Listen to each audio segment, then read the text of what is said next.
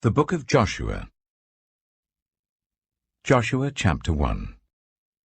After the death of Moses, the servant of the Lord said to Joshua, son of Nun, Moses' assistant, Moses, my servant, is dead. Now then, you and all these people, get ready to cross the river Jordan into the land I am about to give to them, to the Israelites. I will give you every place where you set your foot, as I promised Moses. Your territory will extend from the desert to Lebanon, and from the great river, the Euphrates, all the Hittite country, to the Mediterranean Sea in the west. No one will be able to stand against you all the days of your life. As I was with Moses, so I will be with you. I will never leave you nor forsake you. Be strong and courageous, because you will lead these people to inherit the land I swore to their ancestors to give them. Be strong and very courageous. Be careful to obey all the law my servant Moses gave you. Do not turn from it to the right or to the left, that you may be successful wherever you go. Keep this book of the law always on your lips. Meditate on it day and night, so that you may be careful to do everything written in it. Then you will be prosperous and successful. Have I not commanded you? Be strong and courageous. Do not be afraid. Do not be discouraged. For the Lord your God will be with you, wherever you go. So Joshua ordered the officers of the people, Go through the camp and tell the people, Get your provisions ready. 3 days from now you will cross the Jordan here to go in and take possession of the land the Lord your God is giving you for your own. But to the Reubenites, the Gadites, and the half-tribe of Manasseh, Joshua said, Remember the command that Moses the servant of the Lord gave you after he said, The Lord your God will give you rest by giving you this land. Your wives, your children, and your livestock may stay in the land that Moses gave you east of the Jordan, but all your fighting men, ready for battle, must cross over ahead of your fellow Israelites. You are to help them until the Lord gives them rest, as he has done for you, and until they too have taken possession of the land that the Lord your God is giving them. After that, you may go back and occupy your own land, which Moses, the servant of the Lord, gave you east of the Jordan, towards the sunrise. Then they answered Joshua, Whatever you have commanded us we will do, and wherever you send us we will go. Just as we fully obeyed Moses, so we will obey you. Only may the Lord your God be with you, as he was with Moses. Whoever rebels against your word and does not obey it, whatever you may command them, will be put to death. Only be strong and courageous. Joshua chapter 2. Then Joshua son of Nun secretly sent 2 spies from Shittim. Go, look over the land, he said, especially Jericho. So they went and entered the house of a prostitute named Rahab and stayed there. The king of Jericho was told, Look, some of the Israelites have come here tonight to spy out the land. So the king of Jericho sent this message to Rahab, Bring out the men who came to you and entered your house, because they have come to spy out the whole land. But the woman had taken the 2 men and hidden them. She said, Yes, the men came to me, but I did not know where they had come from. At dusk, when it was time to close the city gate, they left. I don't know which way they went. Go after them quickly. You may catch up with them. But she had taken them up to the roof and hidden them under the stalks of flax she had laid out on the roof.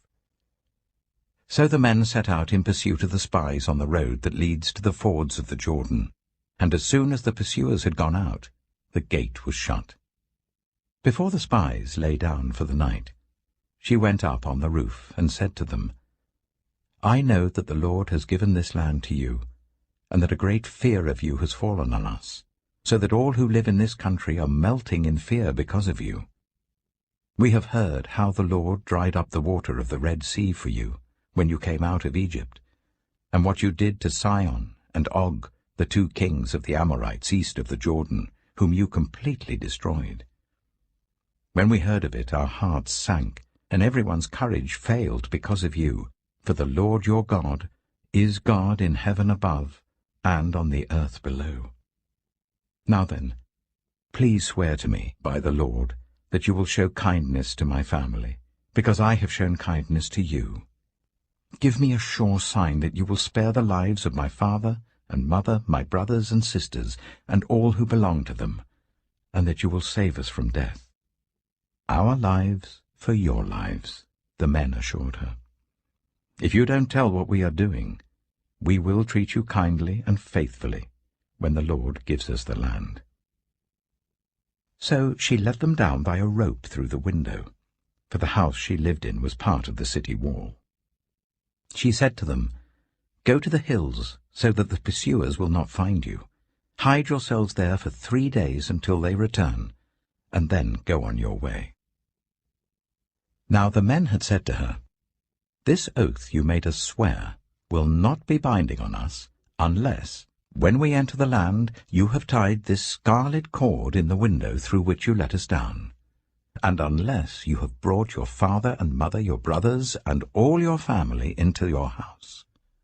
If any of them go outside your house into the street, their blood will be on their own heads. We will not be responsible. As for those who are in the house with you, their blood will be on our head if a hand is laid on them.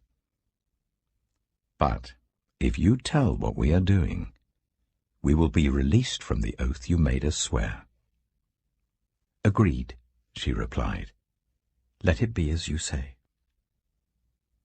So she sent them away, and they departed, and she tied the scarlet cord in the window. When they left, they went into the hills and stayed there 3 days, until the pursuers had searched all along the road and returned without finding them. Then the 2 men started back.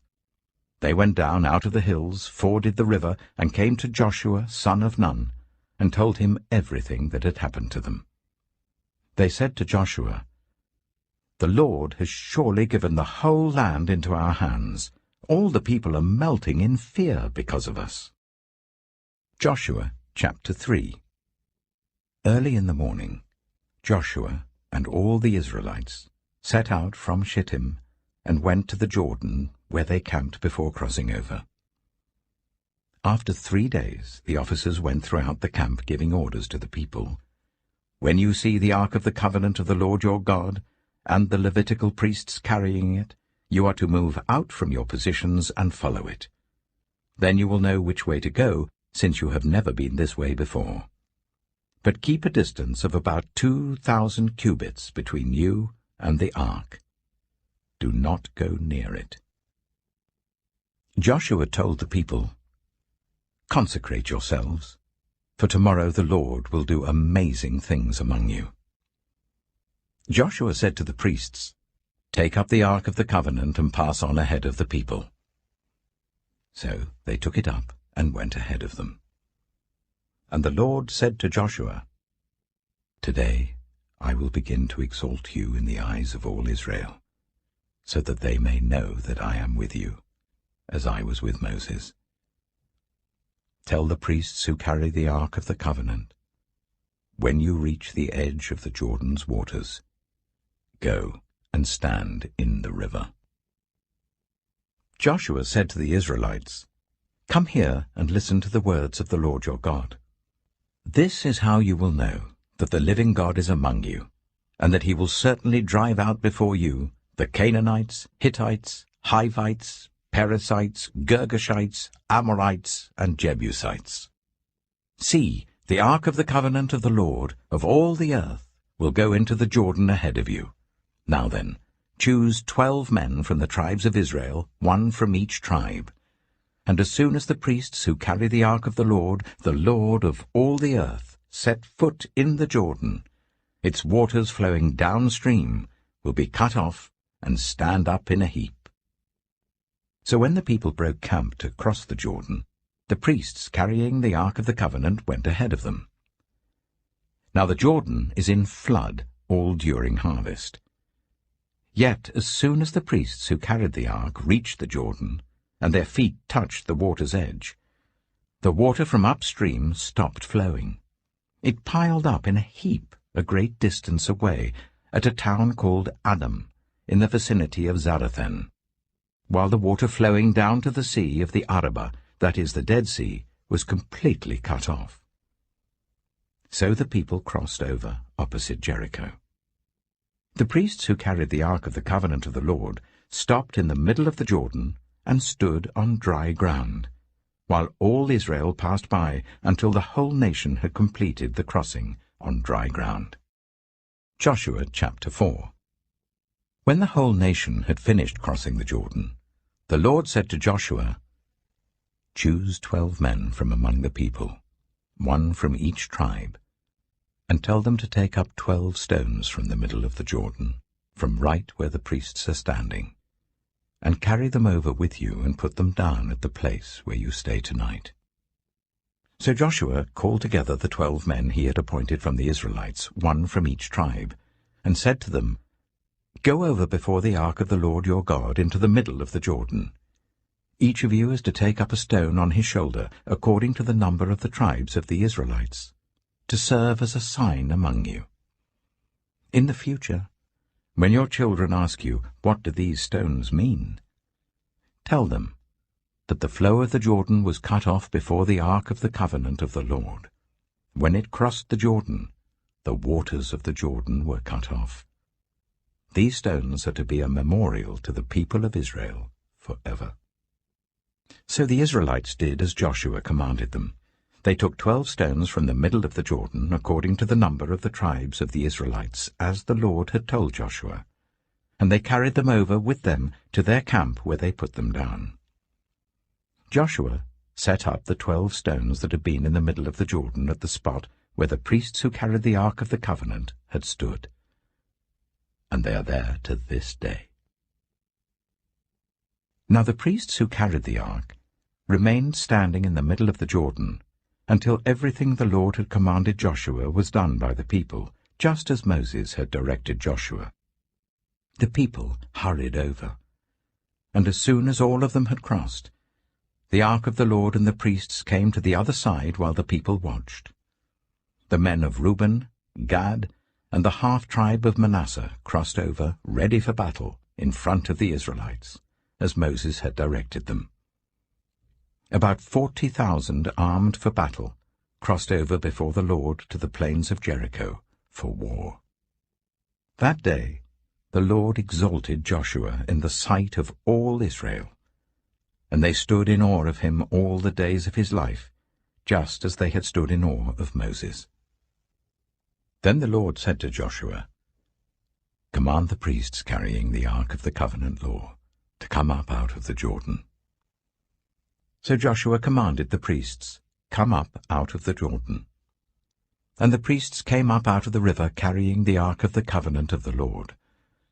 No sooner had they set their feet on the dry ground than the waters of the Jordan returned to their place and ran in flood as before. On the 10th day of the first month, the people went up from the Jordan and camped to Gilgal on the eastern border of Jericho. And Joshua set up at Gilgal the 12 stones they had taken out of the Jordan. He said to the Israelites, "In the future, when your descendants ask their parents, 'What do these stones mean?' tell them, 'Israel crossed the Jordan on dry ground.' For the Lord your God dried up the Jordan before you until you had crossed over. The Lord your God did to the Jordan what he had done to the Red Sea, when he dried it up before us until we had crossed over. He did this so that all the peoples of the earth might know that the hand of the Lord is powerful, and so that you might always fear the Lord your God." Who is going to harm you if you are eager to do good? But even if you should suffer for what is right, you are blessed.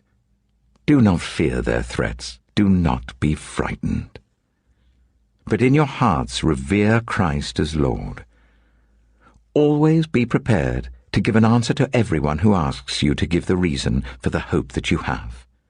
But do this with gentleness and respect, keeping a clear conscience, so that those who speak maliciously against your good behavior in Christ may be ashamed of their slander. For it is better, if it is God's will, to suffer for doing good than for doing evil. For Christ also suffered once for sins, the righteous for the unrighteous, to bring you to God. He was put to death in the body, but made alive in the spirit. After being made alive, he went and made proclamation to the imprisoned spirits, to those who were disobedient long ago when God waited patiently in the days of Noah, while the ark was being built. In it only a few people, 8 in all, were saved through water, and this water symbolizes baptism that now saves you also. Not the removal of dirt from the body, but the pledge of a clear conscience towards God. It saves you by the resurrection of Jesus Christ, who has gone into heaven and is at God's right hand, with angels, authorities, and powers in submission to him.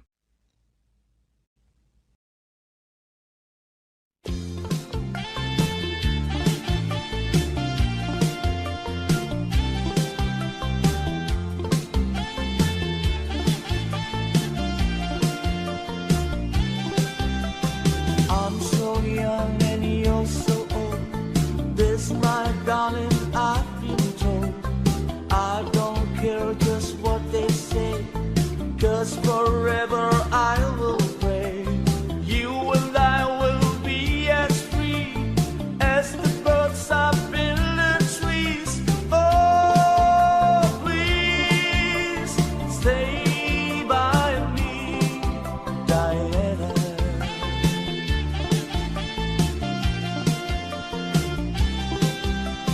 Thrills I get when you hold me close. Oh, my darling, you're the most. I love you, but do you love me? Oh, Diana, can't you see? I love you with all my heart, and I hope we'll never part. Oh, please stay with me, Diana.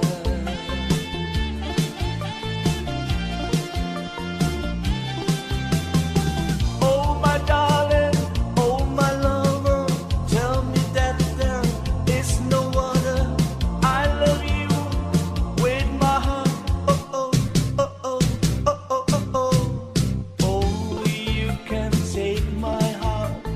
Only you can tear it apart.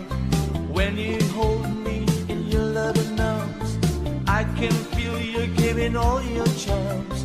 Hold me, darling, hold me tight. Squeeze me, baby, with all your might. Oh, please stay by me, Diana. Oh, please, Diana. Oh, please, Diana. God. Joshua chapter 5. Now when all the Amorite kings west of the Jordan, and all the Canaanite kings along the coast, heard how the Lord had dried up the Jordan before the Israelites until they had crossed over, their hearts melted in fear, and they no longer had the courage to face the Israelites. At that time the Lord said to Joshua, "Make flint knives, and circumcise the Israelites again." So Joshua made flint knives, and circumcised the Israelites at Gibeah the Haaraloth. Now this is why he did so. All those who came out of Egypt, all the men of military age, died in the wilderness on the way after leaving Egypt. All the people that came out had been circumcised, but all the people born in the wilderness during the journey from Egypt had not. The Israelites had moved about in the wilderness for 40 years, until all the men who were of military age when they left Egypt had died, since they had not obeyed the Lord. For the Lord had sworn to them that they would not see the land that he had solemnly promised their ancestors to give us, a land flowing with milk and honey. So he raised up their sons in their place, and these were the ones Joshua circumcised. They were still uncircumcised because they had not been circumcised on the way. And after the whole nation had been circumcised, they remained where they were in camp until they were healed. Then the Lord said to Joshua, "Today I have rolled away the reproach of Egypt from you." So the place has been called Gilgal to this day. On the evening of the 14th day of the month, while camped at Gilgal on the plains of Jericho, the Israelites celebrated the Passover. The day after the Passover, that very day, they ate some of the produce of the land, unleavened bread and roasted grain. The manna stopped the day after they ate this food from the land. There was no longer any manna for the Israelites, but that year they ate the produce of Canaan. Now when Joshua was near Jericho, he looked up and saw a man standing in front of him with a drawn sword in his hand. Joshua went up to him and asked, "Are you for us or for our enemies?" "Neither," he replied, "but as commander of the army of the Lord I have now come." Then Joshua fell face down to the ground in reverence and asked him, "What message does my Lord have for his servant?" The commander of the Lord's army replied, "Take off your sandals, for the place where you are standing is holy." And Joshua did so. Joshua chapter 6. Now the gates of Jericho were securely barred because of the Israelites. No one went out, and no one came in. Then the Lord said to Joshua, "See, I have delivered Jericho into your hands along with its king and its fighting men. March round the city once with all the armed men. Do this for 6 days. Make 7 priests carry trumpets of ram's horns in front of the ark. On the 7th day, march round the city 7 times, with the priests blowing the trumpets. When you hear them sound a long blast on the trumpets, make the whole army give a loud shout. Then the wall of the city will collapse, and the army will go up, everyone straight in." So Joshua, son of Nun, called the priests and said to them, "Take up the ark of the covenant of the Lord and make 7 priests carry trumpets in front of it." And he ordered the army, "Advance, march round the city with an armed guard going ahead of the ark of the Lord."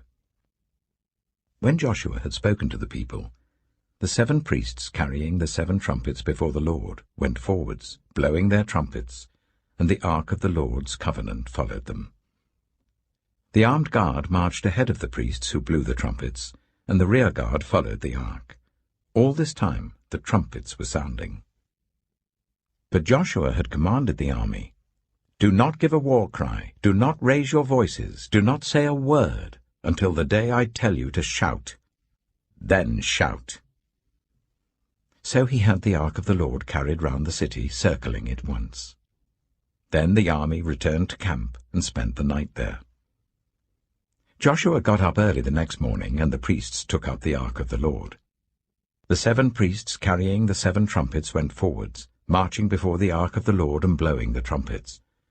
The armed men went ahead of them, and the rear guard followed the ark of the Lord while the trumpets kept sounding. So on the 2nd day they marched round the city once and returned to the camp. They did this for 6 days. On the 7th day they got up at daybreak and marched round the city 7 times in the same manner, except that on that day they circled the city 7 times. The 7th time round, when the priests sounded the trumpet blast, Joshua commanded the army, "Shout, for the Lord has given you the city." The city and all that is in it are to be devoted to the Lord. Only Rahab the prostitute and all who are with her in her house shall be spared, because she hid the spies we sent. But keep away from the devoted things, so that you will not bring about your own destruction by taking any of them. Otherwise you will make the camp of Israel liable to destruction and bring trouble on it. All the silver and gold and the articles of bronze and iron, are sacred to the Lord and must go into his treasury. When the trumpet sounded, the army shouted, and at the sound of the trumpet, when the men gave a loud shout, the wall collapsed. So everyone charged straight in, and they took the city. They devoted the city to the Lord, and destroyed with the sword every living thing in it, men and women, young and old, cattle, sheep, and donkeys. Joshua said to the 2 men who had spied out the land, "Go into the prostitute's house and bring her out, and all who belong to her, in accordance with your oath to her." So the young men who had done the spying went in and brought out Rahab, her father and mother, her brothers and sisters, and all who belonged to her. They brought out her entire family and put them in a place outside the camp of Israel. Then they burned the whole city and everything in it, but they put the silver and gold and the articles of bronze and iron into the treasury of the Lord's house. But Joshua spared Rahab the prostitute, with her family and all who belonged to her, because she hid the men Joshua had sent as spies to Jericho, and she lives among the Israelites to this day. At that time Joshua pronounced this solemn oath: "Cursed before the Lord is the one who undertakes to rebuild this city, Jericho.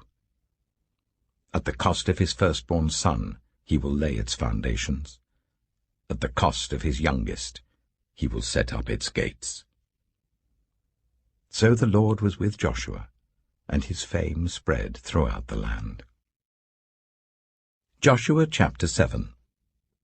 But the Israelites were unfaithful in regard to the devoted things. Achan, son of Carmi, the son of Zimri, the son of Zerah, of the tribe of Judah, took some of them. So the Lord's anger burned against Israel. Now Joshua sent men from Jericho to Ai, which is near Beth-aven, to the east of Bethel, and told them, "Go up and spy out the region." So the men went up and spied out Ai. When they returned to Joshua, they said, "Not all the army will have to go up against Ai. Send 2,000 or 3,000 men to take it, and do not weary the whole army, for only a few people live there." So about 3,000 went up. But they were routed by the men of Ai, who killed about 36 of them. They chased the Israelites from the city gate as far as the stone quarries, and struck them down on the slopes. At this, the hearts of the people melted in fear and became like water. Then Joshua tore his clothes, and fell face down to the ground before the ark of the Lord, remaining there till evening. The elders of Israel did the same, and sprinkled dust on their heads. And Joshua said, "Alas, sovereign Lord, why did you ever bring this people across the Jordan to deliver us into the hands of the Amorites to destroy us? If only we had been content to stay on the other side of the Jordan. Pardon your servant, Lord. What can I say now that Israel has been routed by its enemies? The Canaanites and the other people of the country will hear about this, and they will surround us and wipe out our name from the earth. What then will you do for your own great name?" The Lord said to Joshua, "Stand up. What are you doing down on your face? Israel has sinned. They have violated my covenant which I commanded them to keep. They have taken some of the devoted things. They have stolen, they have lied, they have put them with their own possessions. That is why the Israelites cannot stand against their enemies. They turn their backs and run, because they have been made liable to destruction. I will not be with you any more, unless you destroy whatever among you is devoted to destruction. Go, consecrate the people. Tell them, consecrate yourselves in preparation for tomorrow, for this is what the Lord, the God of Israel, says. There are devoted things among you, Israel. You cannot stand against your enemies until you remove them. In the morning, present yourselves tribe by tribe. The tribe that the Lord chooses shall come forward, clan by clan. The clan that the Lord chooses shall come forward, family by family. And the family that the Lord chooses shall come forward, man by man. Whoever is caught with the devoted things shall be destroyed by fire, along with all that belongs to him. He has violated the covenant of the Lord and has done an outrageous thing in Israel. Early the next morning Joshua made Israel come forward by tribes, and Judah was chosen. The clans of Judah came forward, and the Zeorites were chosen. He made the clan of the Zeorites come forward by families, and Zimri was chosen. Joshua made his family come forward man by man, and Achan, son of Carmi, the son of Zimri, the son of Zerah, of the tribe of Judah, was chosen. Then Joshua said to Achan, "My son, give glory to the Lord, the God of Israel, and honor him. Tell me what you have done. Do not hide it from me." Achan replied, "It is true. I have sinned against the Lord, the God of Israel. This is what I have done. When I saw in the plunder a beautiful robe from Babylonia, 200 shekels of silver and a bar of gold weighing 50 shekels, I coveted them and took them. They are hidden in the ground inside my tent with the silver underneath." So Joshua sent messengers, and they ran to the tent, and there it was, hidden in his tent with the silver underneath. They took the things from the tent, brought them to Joshua, and all the Israelites, and spread them out before the Lord. Then Joshua, together with all Israel, took Achan, son of Zerah, the silver, the robe, the gold bar, his sons and daughters, his cattle, donkeys and sheep, his tent, and all that he had, to the valley of Achor. Joshua said, "Why have you brought this trouble on us? The Lord will bring trouble on you today." Then all Israel stoned him, and after they had stoned the rest, they burned them. Over Achan they heaped up a large pile of rocks, which remains to this day. Then the Lord turned from his fierce anger. Therefore that place has been called the Valley of Achor ever since. Joshua chapter 8. Then the Lord said to Joshua, "Do not be afraid, do not be discouraged. Take the whole army with you and go up and attack Ai. For I have delivered into your hands the king of Ai, his people, his city, and his land. You shall do to Ai and its king as you did to Jericho and its king, except that you may carry off their plunder and livestock for yourselves. Set an ambush behind the city." So Joshua and the whole army moved out to attack Ai. He chose 30,000 of his best fighting men and sent them out at night, with these orders. Listen carefully. You are to set an ambush behind the city. Don't go very far from it. All of you be on the alert. I and all those with me will advance on the city, and when the men come out against us, as they did before, we will flee from them. They will pursue us until we have lured them away from the city, for they will say, "They are running away from us as they did before." So when we flee from them, you are to rise up from ambush and take the city. The Lord your God will give it into your hand. When you have taken the city, set it on fire. Do what the Lord has commanded. See to it. You have my orders." Then Joshua sent them off, and they went to the place of ambush and lay in wait between Bethel and Ai, to the west of Ai. But Joshua spent that night with the people. Early the next morning, Joshua mustered his army, and he and the leaders of Israel marched before them to Ai. The entire force that was with him marched up and approached the city and arrived in front of it. They set up camp north of Ai, with the valley between them and the city. Joshua had taken about 5,000 men and set them in ambush between Bethel and Ai to the west of the city. So the soldiers took up their positions, with the main camp to the north of the city and the ambush to the west of it. That night Joshua went into the valley. When the king of Ai saw this, he and all the men of the city hurried out early in the morning to meet Israel in battle at a certain place overlooking the Arabah. but he did not know that an ambush had been set against him behind the city. Joshua and all Israel let themselves be driven back before them, and they fled towards the wilderness. All the men of Ai were called to pursue them, and they pursued Joshua and were lured away from the city. Not a man remained in Ai or Bethel who did not go after Israel.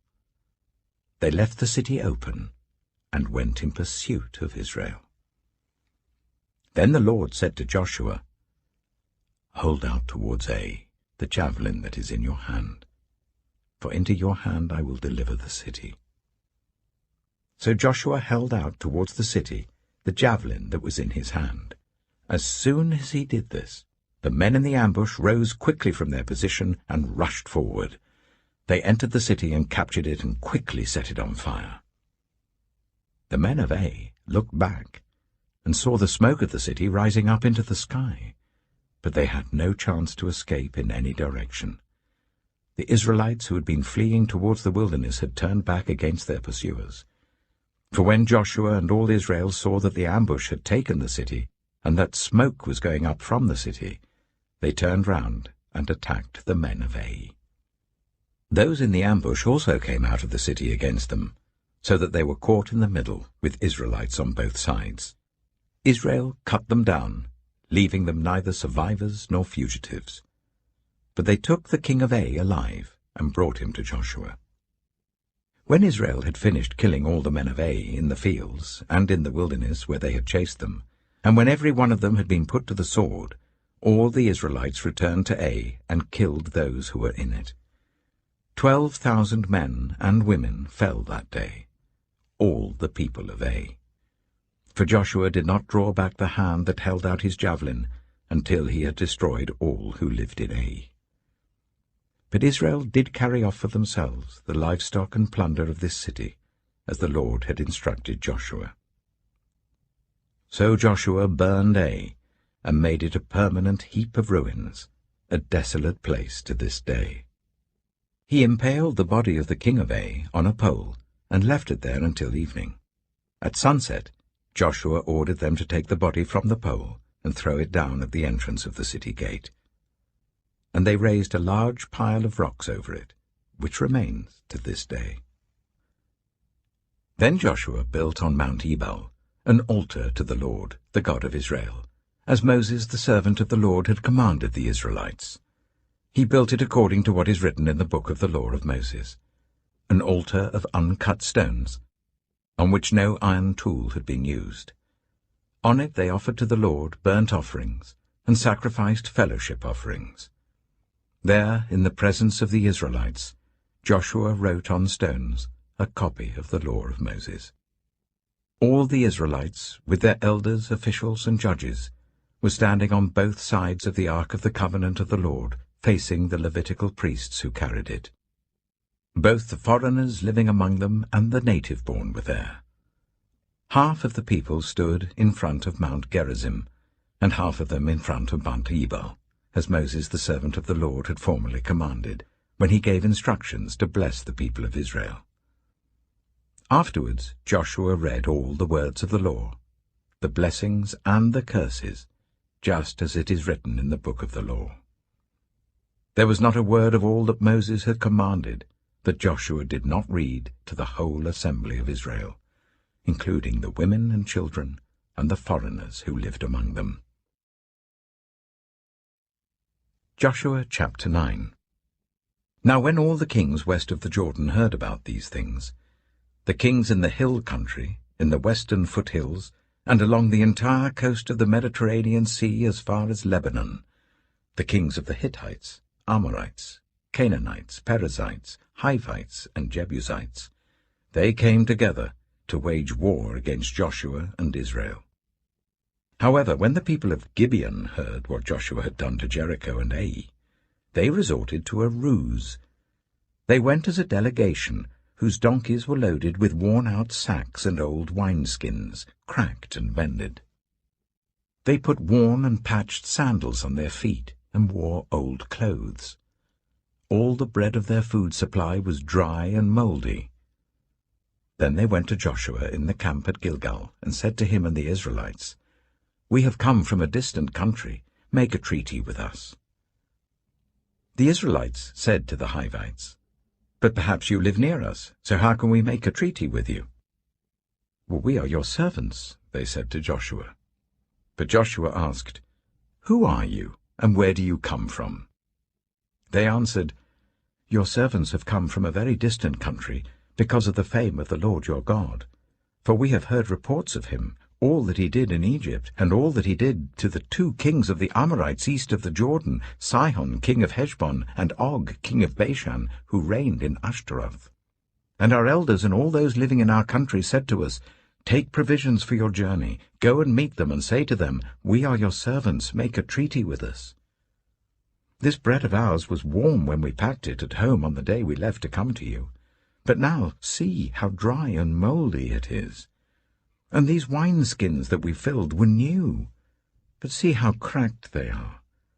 And our clothes and sandals are worn out by the very long journey." The Israelites sampled their provisions, but did not inquire of the Lord.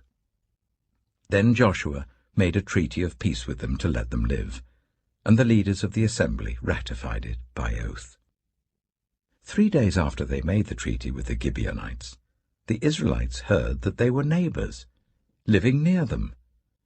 So the Israelites set out, and on the 3rd day came to their cities, Gibeon, Kephirah, Beeroth, and Kiriath-Jearim. But the Israelites did not attack them, because the leaders of the assembly had sworn an oath to them by the Lord, the God of Israel. The whole assembly grumbled against the leaders, but all the leaders answered, "We have given them our oath by the Lord, the God of Israel, and we cannot touch them now. This is what we will do to them. We will let them live, so that God's wrath will not fall on us for breaking the oath we swore to them." They continued, "Let them live, but let them be woodcutters and water carriers in the service of the whole assembly." So the leader's promise to them was kept. Then Joshua summoned the Gibeonites and said, "Why did you deceive us by saying, 'We live a long way from you,' while actually you live near us? You are now under a curse. You will never be released from service as woodcutters and water carriers for the house of my God." They answered Joshua, "Your servants were clearly told how the Lord your God had commanded his servant Moses to give you the whole land and to wipe out all its inhabitants from before you. So we feared for our lives because of you, and that is why we did this. We are now in your hands. Do to us whatever seems good and right to you." So Joshua saved them from the Israelites, and they did not kill them. That day he made the Gibeonites woodcutters and water carriers for the assembly, to provide for the needs of the altar of the Lord at the place the Lord would choose. And that is what they are to this day. 1 Peter chapter 4. Therefore, since Christ suffered in his body, arm yourselves also with the same attitude, because whoever suffers in the body has finished with sin.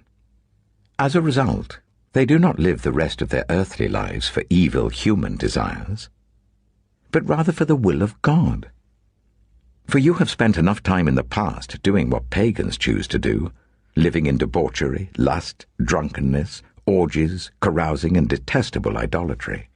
They are surprised that you do not join them in their reckless, wild living, and they heap abuse on you. But they will have to give an account to him who is ready to judge the living and the dead.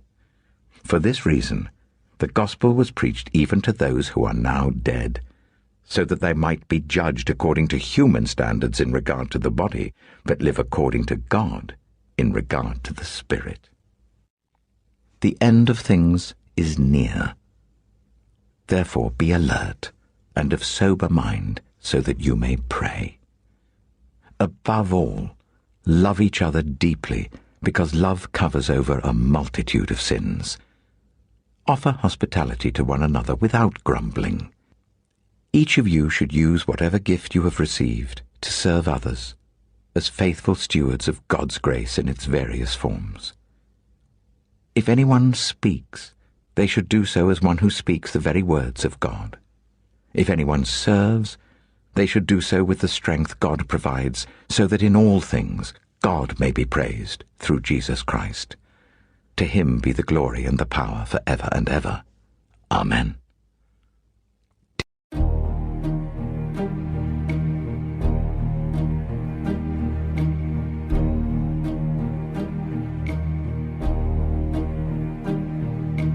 Who can say where the road goes, where the day flows?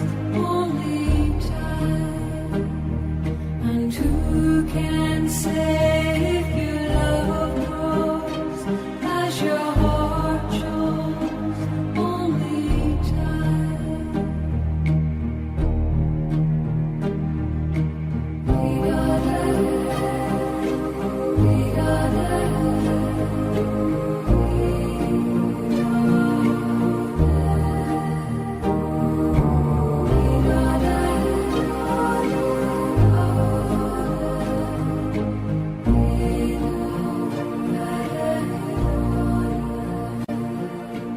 Who can say what your heart says?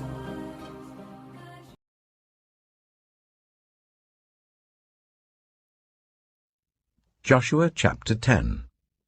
Now Adonai-Zedek, king of Jerusalem, heard that Joshua had taken Ai and totally destroyed it, doing to Ai and its king as he had done to Jericho and its king, and that the people of Gibeon had made a treaty of peace with Israel and had become their allies.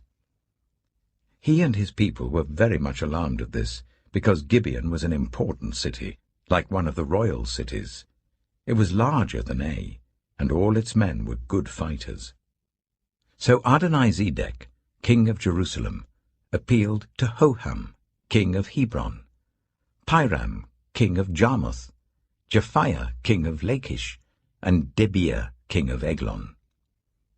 "Come up and help me attack Gibeon," he said, because it has made peace with Joshua and the Israelites. Then the 5 kings of the Amorites, the kings of Jerusalem, Hebron, Jarmuth, Lachish, and Eglon, joined forces. They moved up with all their troops and took up positions against Gibeon and attacked it. The Gibeonites then sent word to Joshua in the camp at Gilgal, "Do not abandon your servants. Come up to us quickly and save us. Help us, because all the Amorite kings from the hill country have joined forces against us." So Joshua marched up from Gilgal with his entire army, including all the best fighting men. The Lord said to Joshua, "Do not be afraid of them. I have given them into your hand. Not one of them will be able to withstand you." After an all-night march from Gilgal, Joshua took them by surprise. The Lord threw them into confusion before Israel. So Joshua and the Israelites defeated them completely at Gibeon. Israel pursued them all along the road going up to Beth-horon, and cut them down all the way to Azekah and Makkedah. As they fled before Israel on the road down from Beth-horon to Azekah, the Lord hurled large hailstones down on them, and more of them died from the hail than were killed by the swords of the Israelites. On the day the Lord gave the Amorites over to Israel, Joshua said to the Lord in the presence of Israel, "Sun, stand still over Gibeon, and you, moon, over the valley of Ajalon." So the sun stood still, and the moon stopped, till the nation avenged itself on its enemies, as it is written in the book of Jasher. The sun stopped in the middle of the sky, and delayed going down about a full day. There has never been a day like it before or since, a day when the Lord listened to a human being. Surely the Lord was fighting for Israel. Then Joshua returned with all Israel to the camp at Gilgal. Now the 5 kings had fled and hidden in the cave at Makkedah. When Joshua was told that the 5 kings had been found hiding in the cave at Makkedah, he said, "Roll large rocks up to the mouth of the cave and post some men there to guard it. But don't stop. Pursue your enemies. Attack them from the rear, and don't let them reach their cities, for the Lord your God has given them into your hand." So Joshua and the Israelites defeated them completely, but a few survivors managed to reach their fortified cities. The whole army then returned safely to Joshua in the camp at Makkedah, and no one uttered a word against the Israelites. Joshua said, "Open the mouth of the cave and bring those 5 kings out to me." So they brought the 5 kings out of the cave, the kings of Jerusalem, Hebron, Jarmuth, Lachish, and Eglon. When they had brought these kings to Joshua, he summoned all the men of Israel and said to the army commanders who had come with him, "Come here, and put your feet on the necks of these kings." So they came forward and placed their feet on their necks. Joshua said to them, "Do not be afraid, do not be discouraged. Be strong and courageous. This is what the Lord will do to all the enemies you are going to fight." Then Joshua put the kings to death and exposed their bodies on 5 poles, and they were left hanging on the poles until evening. At sunset, Joshua gave the order, and they took them down from the poles and threw them into the cave where they had been hiding. At the mouth of the cave, they placed large rocks, which are there to this day. That day Joshua took Makkedah. He put the city and its king to the sword and totally destroyed everyone in it. He left no survivors. And he did to the king of Makkedah as he had done to the king of Jericho. Then Joshua and all Israel with him moved on from Makkedah to Libnah and attacked it. The Lord also gave that city and its king into Israel's hand. The city and everyone in it Joshua put to the sword. He left no survivors there, and he did to its king as he had done to the king of Jericho. Then Joshua and all Israel with him moved on from Libnah to Lachish. He took up positions against it and attacked it. The Lord gave Lachish into Israel's hands, and Joshua took it on the 2nd day. The city and everyone in it he put to the sword, just as he had done to Libnah. Meanwhile, Horam, king of Gezer, had come up to help Lachish, but Joshua defeated him and his army, until no survivors were left. Then Joshua and all Israel with him moved on from Lachish to Eglon. They took up positions against it and attacked it. They captured it that same day, and put it to the sword and totally destroyed everyone in it, just as they had done to Lachish. Then Joshua and all Israel with him went up from Eglon to Hebron and attacked it. They took the city and put it to the sword together with its king, its villages, and everyone in it. They left no survivors. Just as at Eglon, they totally destroyed it and everyone in it. Then Joshua and all Israel with him turned round and attacked Debir. They took the city, its king, and its villages, and put them to the sword. Everyone in it they totally destroyed. They left no survivors. They did to Debir and its king as they had done to Libnah and its king, and to Hebron.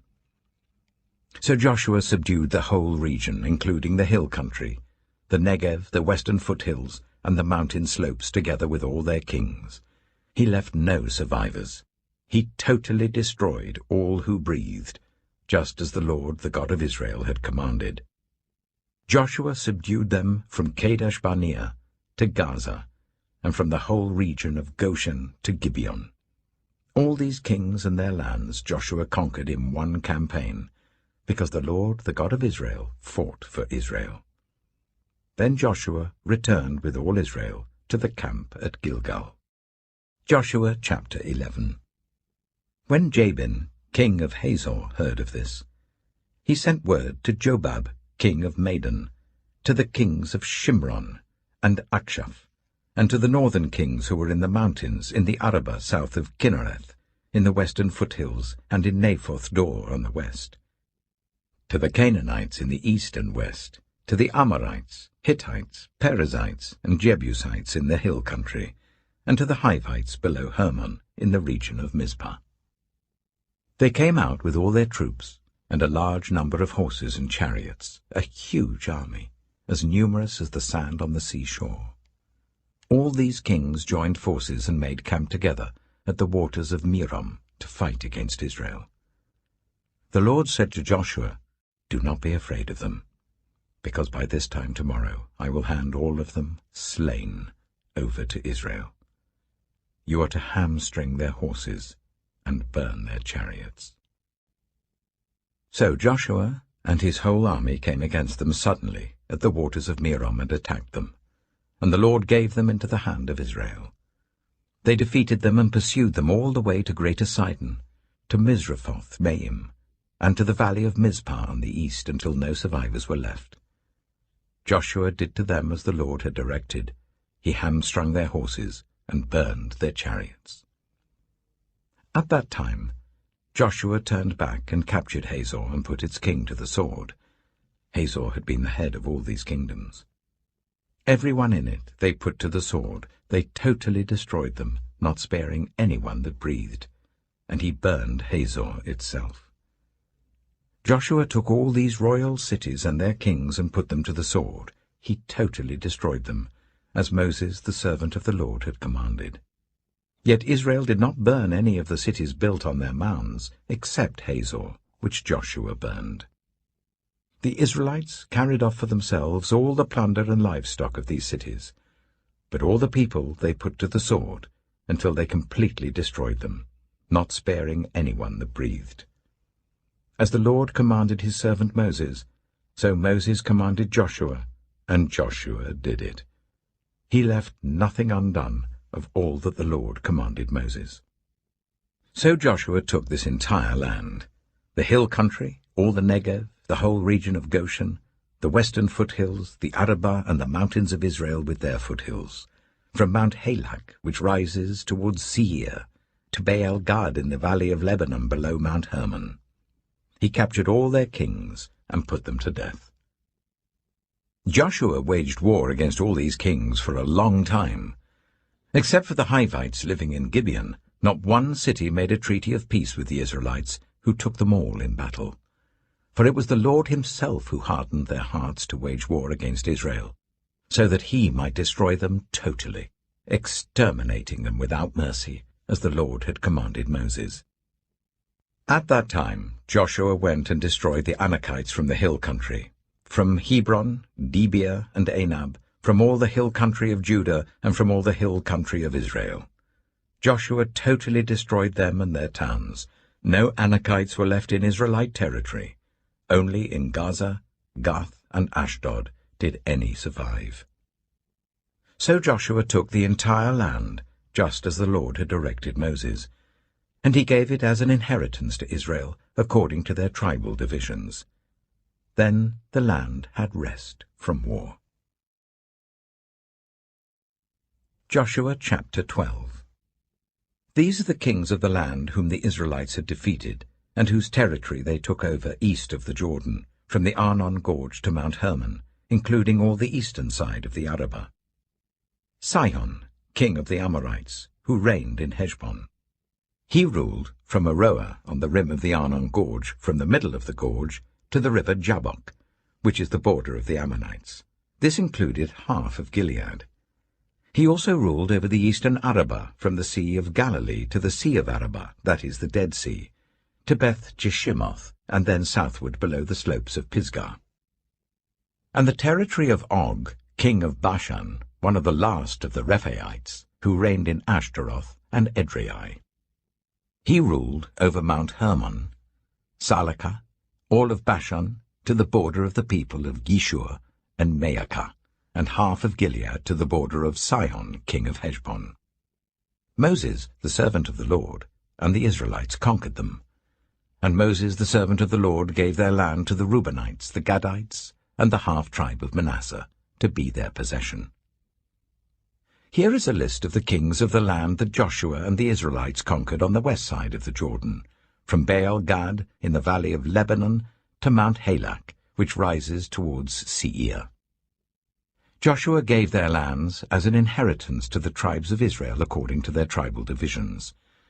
The lands included the hill country, the western foothills, the Arabah, the mountain slopes, the wilderness, and the Negev. These were the lands of the Hittites, Amorites, Canaanites, Perizzites, Hivites, and Jebusites. These were the kings. The king of Jericho, 1. The king of Ai, near Bethel, 1. The king of Jerusalem, 1. The king of Hebron, 1. The king of Jarmuth, 1. The king of Lachish, 1. The king of Eglon, 1. The king of Gezer, 1. The king of Debir, 1. The king of Gede, 1. The king of Hormah, 1. The king of Arad, 1. The king of Libnah, 1. The king of Adullam, 1. The king of Makkedah, 1. The king of Bethel, 1. The king of Tappuah, 1. The king of Hepher, 1. The king of Aphek, 1. The king of Lasharon, 1. The king of Madon, 1. The king of Hazor, 1. The king of Shimron-Meron, 1. The king of Akshaph, 1. The king of Teanach, 1. The king of Megiddo, 1. The king of Kedesh, 1. The king of Jokneam in Carmel, 1. The king of Dor in Naphoth-Dor, 1. The king of Goyim in Gilgal, 1. The king of Tirzah, 1. 31 kings in all. Joshua chapter 13. When Joshua had grown old, the Lord said to him, "You are now very old, and there are still very large areas of land to be taken over.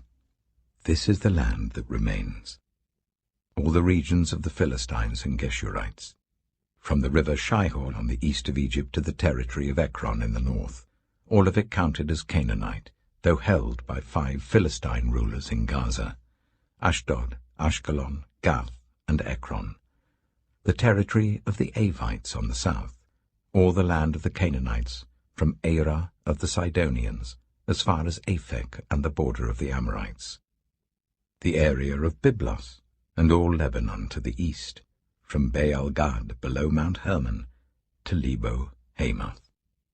As for all the inhabitants of the mountain regions from Lebanon to Misrephoth-Maim, that is all the Sidonians, I myself will drive them out before the Israelites. Be sure to allocate this land to Israel for an inheritance as I have instructed you, and divide it as an inheritance among the 9 tribes and half of the tribe of Manasseh."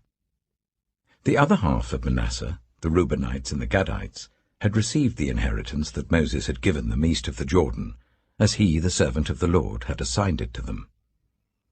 It extended from Aroer, on the rim of the Arnon Gorge, and from the town in the middle of the gorge, and included the whole plateau of Medeba as far as Dibon, and all the towns of Sihon, king of the Amorites, who ruled in Heshbon, out to the border of the Ammonites. It also included Gilead, the territory of the people of Geshur, and Maacah, all of Mount Hermon, and all Bashan, as far as Salakah. That is, the whole kingdom of Og in Bashan, who had reigned in Ashtaroth and Edrei. He was the last of the Rephaites. Moses had defeated them and taken over their land, but the Israelites did not drive out the people of Geshur and Maacah, so they continue to live among the Israelites to this day. But to the tribe of Levi he gave no inheritance, since the food offerings presented to the Lord, the God of Israel, are their inheritance as he promised them. This is what Moses had given to the tribe of Reuben according to its clans. The territory from Aroer, on the rim of the Arnon Gorge, and from the town in the middle of the gorge, and the whole plateau past Medeba to Heshbon, and all its towns on the plateau, including Dibon, Bamoth-Baal, Beth-Baal-Meon, Jahaz, Kedemoth, Mephaath, Kiriathaim, Sibmah, Zereth-Shahar on the hill in the valley, Beth-Peor, the slopes of Pisgah, and Beth-Jeshimoth, all the towns on the plateau, and the entire realm of Sihon, king of the Amorites, who ruled at Heshbon. Moses had defeated him and the Midianite chiefs, Evi, Rechem, Zur, Hur, and Reba, princes allied with Sihon, who lived in that country. In addition to those slain in battle, the Israelites had put to the sword Balaam son of Beor, who practiced divination. The boundary of the Reubenites was the bank of the Jordan. These towns and their villages were the inheritance of the Reubenites according to their clans. This is what Moses had given to the tribe of Gad according to its clans. The territory of Jazer, all the towns of Gilead and half the Ammonite country, as far as Aroer near Rabbah, and from Heshbon to Ramath-Mizpah and Betonim, and from Mahanaim to the territory of Debir. And in the valley, Beth-haram, Beth-nimrah, Succoth, and Zaphon, with the rest of the realm of Sihon king of Heshbon, the east side of the Jordan, the territory up to the end of the Sea of Galilee. These towns and their villages were the inheritance of the Gadites according to their clans. This is what Moses had given to the half-tribe of Manasseh, that is, to half the family of the descendants of Manasseh according to its clans. The territory extending from Mahanaim and including all of Bashan, the entire realm of Og, king of Bashan, all the settlements of Jair in Bashan, 60 towns, half of Gilead and Ashtaroth and Edrei, the royal cities of Og in Bashan. This was for the descendants of Machir, son of Manasseh, for half of the sons of Machir, according to their clans. This is the inheritance Moses had given when he was in the plains of Moab, across the Jordan east of Jericho. But to the tribe of Levi, Moses had given no inheritance. The Lord, the God of Israel, is their inheritance, as he promised them. Joshua chapter 14. Now these are the areas the Israelites received as an inheritance in the land of Canaan, which Eleazar the priest, Joshua son of Nun, and the heads of the tribal clans of Israel allotted to them. Their inheritances were assigned by lot to the 9½ tribes, as the Lord had commanded through Moses. Moses had granted the 2½ tribes their inheritance east of the Jordan, but had not granted the Levites an inheritance among the rest, for Joseph's descendants had become 2 tribes, Manasseh and Ephraim. The Levites received no share of the land, but only towns to live in, with pasture lands for their flocks and herds. So the Israelites divided the land, just as the Lord had commanded Moses. Now the people of Judah approached Joshua at Gilgal, and Caleb, son of Jephunneh the Kenizzite, said to him, "You know what the Lord said to Moses, the man of God, at Kadesh-barnea about you and me. I was 40 years old when Moses, the servant of the Lord, sent me from Kadesh-barnea to explore the land, and I brought him back a report according to my convictions. But my fellow Israelites who went up with me made the hearts of the people sink. I, however, followed the Lord my God wholeheartedly. So on that day Moses swore to me, 'The land on which your feet have walked will be your inheritance, and that of your children forever, because you have followed the Lord my God wholeheartedly.' Now then, just as the Lord promised, he has kept me alive for 45 years since the time he said this to Moses, while Israel moved about in the wilderness. So here I am today, 85 years old. I am still as strong today as the day Moses sent me out. I'm just as vigorous to go out to battle now as I was then. Now give me this hill country that the Lord promised me that day. You yourself heard then that the Anakites were there, and their cities were large and fortified. But the Lord helping me, I will drive them out, just as he said." Then Joshua blessed Caleb, son of Jephunneh, and gave him Hebron as his inheritance. So Hebron has belonged to Caleb, son of Jephunneh the Kenizzite, ever since, because he followed the Lord, the God of Israel, wholeheartedly. Hebron used to be called Kiriath-arba, after Arba, who was the greatest man among the Anakites. Then the land had rest from war. Dear friends, do not be surprised at the fiery ordeal that has come on you to test you, as though something strange were happening to you. But rejoice, inasmuch as you participate in the sufferings of Christ, so that you may be overjoyed when his glory is revealed. If you're insulted because of the name of Christ, you are blessed, for the Spirit of glory and of God rests on you. If you suffer, it should not be as a murderer or thief or any other kind of criminal, or even as a meddler. However, if you suffer as a Christian, do not be ashamed, but praise God that you bear that name. For it is time for judgment to begin with God's household, and if it begins with us, what will the outcome be for those who do not obey the gospel of God? And if it is hard for the righteous to be saved, what will become of the ungodly and the sinner? So then, those who suffer according to God's will should commit themselves to their faithful Creator and continue to do good.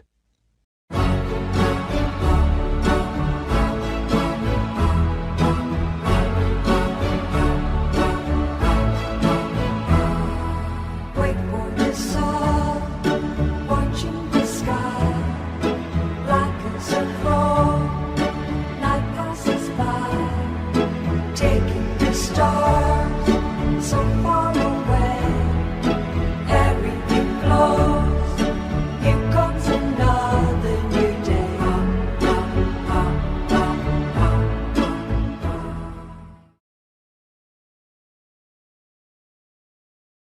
Joshua chapter 15. The land allotted to the tribe of Judah, according to its clans, extended down to the territory of Edom, to the desert of Zin in the extreme south. Their southern boundary started from the bay at the southern end of the Dead Sea, crossed south of Scorpion Pass, continued on to Zin, and went over to the south of Kadesh-Barnea. Then it ran past Hezron, up to Adar, and curved round to Karka. It then passed along to Asmon and joined the Wadi of Egypt, ending at the Mediterranean Sea. This is their southern boundary. The eastern boundary is the Dead Sea, as far as the mouth of the Jordan. The northern boundary started from the bay of the sea at the mouth of the Jordan, went up to Beth Hoglah, and continued north of Beth Arabah to the stone of Bohan, son of Reuben. The boundary then went up to Debir from the valley of Achor, and turned north to Gilgal, which faces the pass of Adumim, south of the gorge. It continued along to the waters of En-Shemesh, and came out at En-Rogel. Then it ran up the valley of Ben-Hinnom, along the southern slope of the Jebusite city, that is, Jerusalem. From there it climbed to the top of the hill west of the Hinnom valley, at the northern end of the valley of Rephaim. From the hilltop, the boundary headed towards the spring of the waters of Nephtoah, came out of the towns of Mount Ephron, and went down towards Baalah, that is, Kiriath-Jearim. Then it curved westward from Baalah to Mount Seir, ran along the northern slope of Mount Jearim, that is, Kesalon, continued down to Beth-Shemesh, and crossed to Timnah. It went to the northern slope of Ekron, turned towards Shikkeron, passed along to Mount Baalah, and reached Jabneel. The boundary ended at the sea. The western boundary is the coastline of the Mediterranean Sea. These are the boundaries around the people of Judah by their clans. In accordance with the Lord's command to him, Joshua gave to Caleb, son of Jephunneh, a portion in Judah, Kiriath Arba, that is, Hebron. Arba was the forefather of Anak.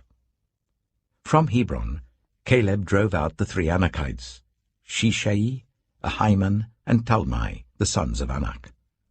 From there he marched against the people living in Debir, formerly called Kiriath-Sephir, and Caleb said, I will give my daughter Aksah in marriage to the man who attacks and captures Kiriath-Sephir. Othniel, son of Kenaz, Caleb's brother, took it. So Caleb gave his daughter Aksah to him in marriage. One day when she came to Othniel, she urged him to ask her father for a field. When she got off her donkey, Caleb asked her, What can I do for you? She replied, Do me a special favor. Since you have given me land in the Negev, give me also springs of water. So Caleb gave her the upper and lower springs. This is the inheritance of the tribe of Judah, according to its clans. The southernmost towns of the tribe of Judah in the Negev towards the boundary of Edom were Kabzeel, Eder, Jagar, Kainah, Dimona, Adada, Kedesh, Hazor, Ithnan, Ziph, Telem, Bealoth, Hazor Hadattah, Karioth Hezron, that is Hazor, Ammon, Shema, Malada, Hazar-Gada, Heshmon, Beth-Pelet, Hazar-Shual, Beersheba, Baiziothia, Baalah, Letham, Ezem, El-Tolad, Kizel, Hormah, Ziklag, Madmannah, Sansannah, Lebaoth, Shilhim, Ain, and Rimmon, a total of 29 towns and their villages. In the western foothills, Eshtaol, Zorah, Ashna, Zanoah, and Ganim, Tapua, Enam, Jarmuth, Adullam, Sokoh, Asika, Shearaim, Adithaim, and Gedera, or Gederothaim, 14 towns and their villages. Zenan, Hadashah, Migdal-gad, Dilean, Mizpah, Joktheel, Lachish, Bozkath, Eglon, Kabon, Lamas, Kitlish, Gederoth, Beth-dagon, Neamah, and Makkedah, 16 towns and their villages. Libnah, Ether, Ashan, Iptha, Ashna, Nizib, Keilah, Aksib, and Marisha, 9 towns and their villages. Ekron, with its surrounding settlements and villages. West of Ekron, all that were in the vicinity of Ashdod, together with their villages. Ashdod, its surrounding settlements and villages, and Gaza, its settlements and villages as far as the Wadi of Egypt and the coastline of the Mediterranean Sea. In the hill country, Shemi, Jata, Soka, Dana, Kiriath Sana, that is Dibir, Anab, Eshtemo, Ainim, Goshan, Holon, and Gilo, 11 towns and their villages. Arab, Duma, Ishan, Janim, Beth-tapua, Aphekah, Hamtar, Kiriath Arba, that is Hebron, and Zior, 9 towns and their villages. Maon, Carmel, Ziph, Jata, Jezreel, Yokdeam, Zanoah, Kain, Gibeah, and Timnah, 10 towns and their villages. Halchul, Beth-zur, Gidor, Meerath, Beth-anoth, and Eltekon, 6 towns and their villages. Kiriath-baal, that is Kiriath-jearim, and Rabbah, 2 towns and their villages. In the wilderness, Beth-arabah, Middin, Sikika, Nibshan, the city of salt, and En-gedi, 6 towns and their villages. Judah could not dislodge the Jebusites who were living in Jerusalem. To this day, the Jebusites live there with the people of Judah. Joshua chapter 16. The land allotted to Joseph began at the Jordan east of the springs of Jericho, and went up from there through the desert into the hill country of Bethel. It went on from Bethel, that is, Luz, crossed over to the territory of the Archites in Ataroth, descended westwards to the territory of the Japhletites as far as the region of Lower Beth-horon, and on to Gezer, ending at the Mediterranean Sea. So Manasseh and Ephraim, the descendants of Joseph, received their inheritance. This was the territory of Ephraim according to its clans. The boundary of their inheritance went from Ataroth-addar in the east to Upper Beth-horon and continued to the Mediterranean Sea. From Mikmethath on the north it curved eastward to Taanath-shiloh, passing by it to Genoa on the east. Then it went down from Genoa to Ataroth and Nearah, touched Jericho, and came out of the Jordan. From Tapua the border went west to the Keah ravine and ended at the Mediterranean Sea. This was the inheritance of the tribe of the Ephraimites, according to its clans. It also included all the towns and their villages that were set aside for the Ephraimites within the inheritance of the Manassites. They did not dislodge the Canaanites living in Gezer. To this day the Canaanites live among the people of Ephraim, but are required to do forced labor. Joshua chapter 17. This was the land allotted to the tribe of Manasseh as Joseph's firstborn, that is, for Machir, Manasseh's firstborn. Machir was the ancestor of the Gileadites, who had received Gilead and Bashan, because the Macharites were great soldiers. So this land was allotted to the rest of the people of Manasseh. The clans of Abiezer, Helek, Azriel, Shechem, Hepher, and Shemaiah. These are the other male descendants of Manasseh, son of Joseph, by their clans. Now Zelophehad, son of Hepher, the son of Gilead, the son of Machir, the son of Manasseh, had no sons but only daughters, whose names were Mahlah, Noah, Hoglah, Milcah, and Tirzah. They went to Eleazar the priest, Joshua son of Nun, and the leaders, and said, "The Lord commanded Moses to give us an inheritance amongst our relatives. So Joshua gave them an inheritance along with the brothers of their father, according to the Lord's command. Manasseh's share consisted of 10 tracts of land, besides Gilead and Bashan east of the Jordan, because the daughters of the tribe of Manasseh received an inheritance among the sons. The land of Gilead belonged to the rest of the descendants of Manasseh. The territory of Manasseh extended from Asher to Michmethath east of Shechem. The boundary ran southward from there to include the people living at En-Tappuah. Manasseh had the land of Tappuah, but Tappuah itself on the boundary of Manasseh belonged to the Ephraimites. Then the boundary continued south to the Cana ravine. There were towns belonging to Ephraim lying among the towns of Manasseh, but the boundary of Manasseh was the northern side of the ravine and ended at the Mediterranean Sea. On the south, the land belonged to Ephraim, on the north to Manasseh. The territory of Manasseh reached the Mediterranean Sea and bordered Asher on the north and Issachar on the east. Within Issachar and Asher, Manasseh also had Bethshan, Ibleam, and the people of Dor, Endor, Taanach, and Megiddo, together with their surrounding settlements. The third in the list is Naphoth. Yet the Manassites were not able to occupy these towns, for the Canaanites were determined to live in that region. However, when the Israelites grew stronger, they subjected the Canaanites to forced labor, but did not drive them out completely.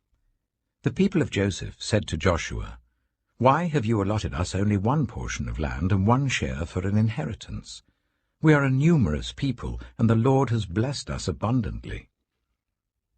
"If you are so numerous," Joshua answered, "and if the hill country of Ephraim is too small for you, go up into the forest and clear land for yourselves there in the land of the Perizzites and Rephaites."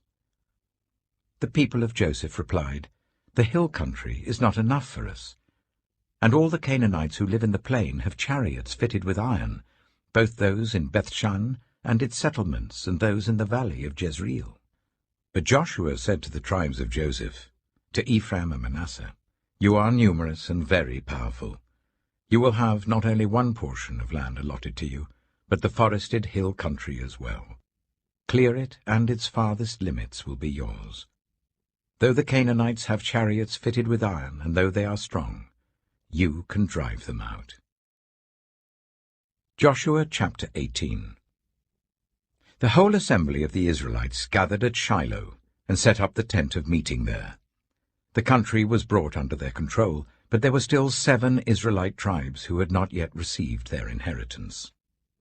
So Joshua said to the Israelites, "How long will you wait before you begin to take possession of the land that the Lord, the God of your ancestors, has given you? Appoint 3 men from each tribe. I will send them out to make a survey of the land and to write a description of it according to the inheritance of each. Then they will return to me. You are to divide the land into 7 parts. Judah is to remain in its territory on the south, and the tribes of Joseph in their territory on the north. After you have written descriptions of the 7 parts of the land, bring them here to me, and I will cast lots for you in the presence of the Lord our God. The Levites, however, do not get a portion among you, because the priestly service of the Lord is their inheritance. And Gad, Reuben, and the half-tribe of Manasseh have already received their inheritance on the east side of the Jordan. Moses, the servant of the Lord, gave it to them. As the men started on their way to map out the land, Joshua instructed them, "Go and make a survey of the land and write a description of it. Then return to me, and I will cast lots for you here at Shiloh in the presence of the Lord." So the men left and went through the land. They wrote its description on a scroll, town by town, in 7 parts, and returned to Joshua in the camp at Shiloh.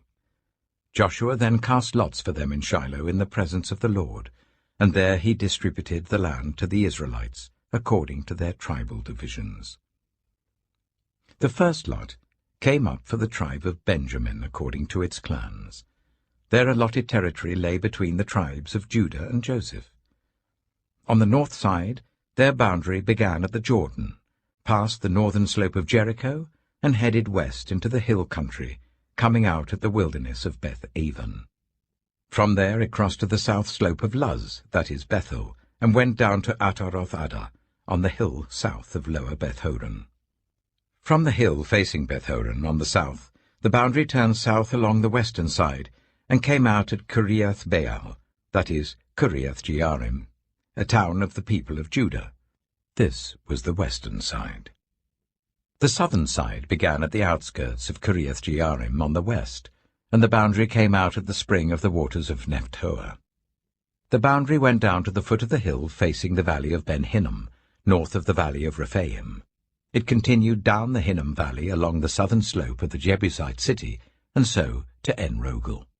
It then curved north, went to En-Shemesh, continued to Geliloth, which faces the pass of Adumim, and ran down to the stone of Bohan son of Reuben. It continued to the northern slope of Beth-Arabah, and on down into the Arabah.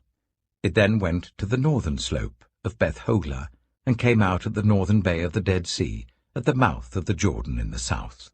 This was the southern boundary. The Jordan formed the boundary on the eastern side. These were the boundaries that marked out the inheritance of the clans of Benjamin on all sides. The tribe of Benjamin, according to its clans, had the following cities: Jericho, Beth-Hoglah, Emek-Keziz, Beth-Arabah, Zimaraim, Bethel, Avim, Para, Ophrah, Kepha-Ammoni, Ophni, and Geba, 12 towns and their villages. Gibeon, Ramah, Beeroth, Mizpah, Kephirah, Motzah, Rechem, Urpiel, Taralah, Zelah, Haeleph, the Jebusite city, that is Jerusalem, Gibeah and Kiriath, 14 towns and their villages. This was the inheritance of Benjamin for its clans. Joshua chapter 19. The second lot came out for the tribe of Simeon according to its clans. Their inheritance lay within the territory of Judah. It included Beersheba, or Sheba, Maledah, Hazashuel, Bala, Itzem, Eltolad, Bethel, Hormah, Ziklag, Beth-Marcaboth, Hazazuzah, Beth-Lebaoth, and Sharuhen, 13 towns and their villages. Ain, Rimmon, Ether, and Ashon, 4 towns and their villages, and all the villages around these towns as far as Baalath-Beer, Ramah in the Negev. This was the inheritance of the tribe of the Simeonites according to its clans. The inheritance of the Simeonites was taken from the share of Judah, because Judah's portion was more than they needed. So the Simeonites received their inheritance within the territory of Judah. The third lot came up for Zebulun according to its clans. The boundary of their inheritance went as far as Sarid. Going west, it ran to Maralah, touched Jabesheth, and extended to the ravine near Jokneam. It turned east from Sarid towards the sunrise to the territory of Kisloth-Tabor, and went on to Dabarath, and up to Japhiah. Then it continued eastward to Gath-Hepher and Eth-Kazin. It came out at Rimmon and turned towards Nia. There the boundary went round on the north to Hanathon, and ended at the valley of Iptha-El. Included were Katath, Nahalal, Shimron, Idalah, and Bethlehem. There were 12 towns and their villages. These towns and their villages were the inheritance of Zebulun according to its clans. The fourth lot came out for Issachar according to its clans. Their territory included Jezreel, Kesaloth, Shunem, Hapharaim, Shion, Anharath, Rabbith, Kishion, Ebeth, Remeth, Enganim, Enhada, and Beth-Pazez. The boundary touched Tabor, Shahazuma, and Beth-Shemesh, and ended at the Jordan. There were 16 towns and their villages. These towns and their villages were the inheritance of the tribe of Issachar according to its clans. The fifth lot came out for the tribe of Asher according to its clans. Their territory included Helkath, Helai, Beaton, Akshaph, Alamelech, Amad, and Mishal. On the west, the boundary touched Carmel and Shihor-Libnath. It then turned east towards Beth-Dagon, touched Zebulun and the valley of Iptha-El, and went north to Beth-Emek and Nahayel, passing Kabul on the left. It went to Abdon, Rehob, Hammon, and Kana, as far as Greater Sidon. The boundary then turned back towards Ramah and went to the fortified city of Tyre, turned towards Hussah, and came out at the Mediterranean Sea in the region of Akzib, Ammah, Aphek, and Rehob. There were 22 towns and their villages. These towns and their villages were the inheritance of the tribe of Asher according to its clans. The 6th lot came out for Naphtali according to its clans. Their boundary went from Heleph and the large tree Hazeananim, passing Adami Nekeb and Jabneel to Lakam, and ending at the Jordan. The boundary ran west through Aznoth Tabor and came out at Hukkok. It touched Zebulun on the south, Asher on the west, and the Jordan on the east. The fortified cities were Ziddim, Zer, Hamath, Rakath, Kinnereth, Adama, Ramah, Hazor, Kedesh, Edrei, En-Hazor, Iron, Migdal-El, Horem, Beth-Anath, and Beth-Shemesh. There were 19 towns and their villages. These towns and their villages were the inheritance of the tribe of Naphtali according to its clans. The 7th lot came out for the tribe of Dan according to its clans. The territory of their inheritance included Zorah, Eshtaol, Shemesh, Shealabin, Ajalon, Ithla, Elon, Timnah, Ekron, Elteke, Gibbethon, Baalath, Jehud, Bene-Berak, Gath-Rimmon, Mijakon, and Rakon, with the area facing Joppa. When the territory of the Danites was lost to them, they went up and attacked Lishem, took it, put it to the sword, and occupied it. They settled in Lishem and named it Dan after their ancestor. These towns and their villages were the inheritance of the tribe of Dan according to its clans. When they had finished dividing the land into its allotted portions, the Israelites gave Joshua son of Nun an inheritance among them, as the Lord had commanded. They gave him the town he asked for, Timnath-Serah, in the hill country of Ephraim, and he built up the town and settled there. These are the territories that Eleazar the priest, Joshua son of Nun, and the heads of the tribal clans of Israel assigned by lot at Shiloh in the presence of the Lord at the entrance to the tent of meeting. And so they finished dividing the land. 1 Peter chapter 5. To the elders among you, I appeal as a fellow elder and a witness of Christ's sufferings, who also will share in the glory to be revealed. Be shepherds of God's flock that is under your care, watching over them, not because you must, but because you are willing, as God wants you to be, not pursuing dishonest gain, but eager to serve, not lording it over those entrusted to you, but being examples to the flock. And when the chief shepherd appears, you will receive the crown of glory that will never fade away. In the same way, you who are younger, submit yourselves to your elders. All of you clothe yourselves with humility towards one another, because God opposes the proud, but shows favor to the humble. Humble yourselves, therefore, under God's mighty hand, that he may lift you up in due time. Cast all your anxiety on him, because he cares for you. Be alert and of sober mind. Your enemy, the devil, prowls around like a roaring lion looking for someone to devour.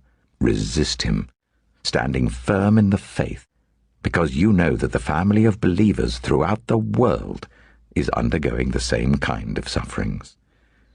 And the God of all grace, who called you to his eternal glory in Christ, after you have suffered a little while, will himself restore you and make you strong, firm, and steadfast. To him be the power for ever and ever. Amen. With the help of Silas, whom I regard as a faithful brother, I've written to you briefly, encouraging you and testifying that this is the true grace of God. Stand fast in it. She, who is in Babylon, chosen together with you, sends you her greetings, and so does my son, Mark. greet one another with a kiss of love. Peace to all of you who are in Christ.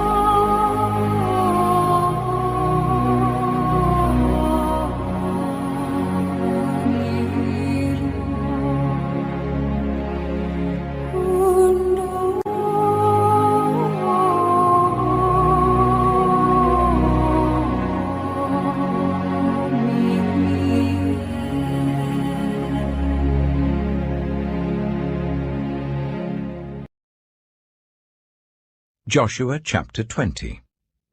Then the Lord said to Joshua, "Tell the Israelites to designate the cities of refuge, as I instructed you through Moses, so that anyone who kills a person accidentally and unintentionally may flee there and find protection from the avenger of blood.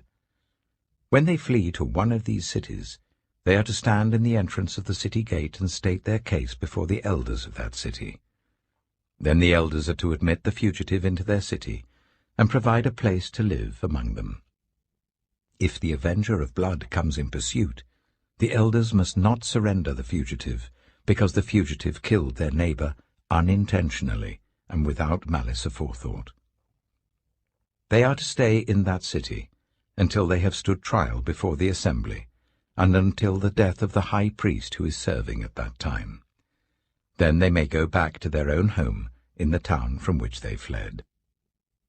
So they set apart Kedesh in Galilee in the hill country of Naphtali, Shechem in the hill country of Ephraim, and Kiriath-arba, that is, Hebron, in the hill country of Judah. East of the Jordan, on the other side from Jericho, they designated Bezer in the wilderness, on the plateau in the tribe of Reuben, Ramoth in Gilead in the tribe of Gad, and Golan in Bashan in the tribe of Manasseh. Any of the Israelites or any foreigner residing among them who killed someone accidentally could flee to these designated cities and not be killed by the avenger of blood prior to standing trial before the assembly. Joshua chapter 21.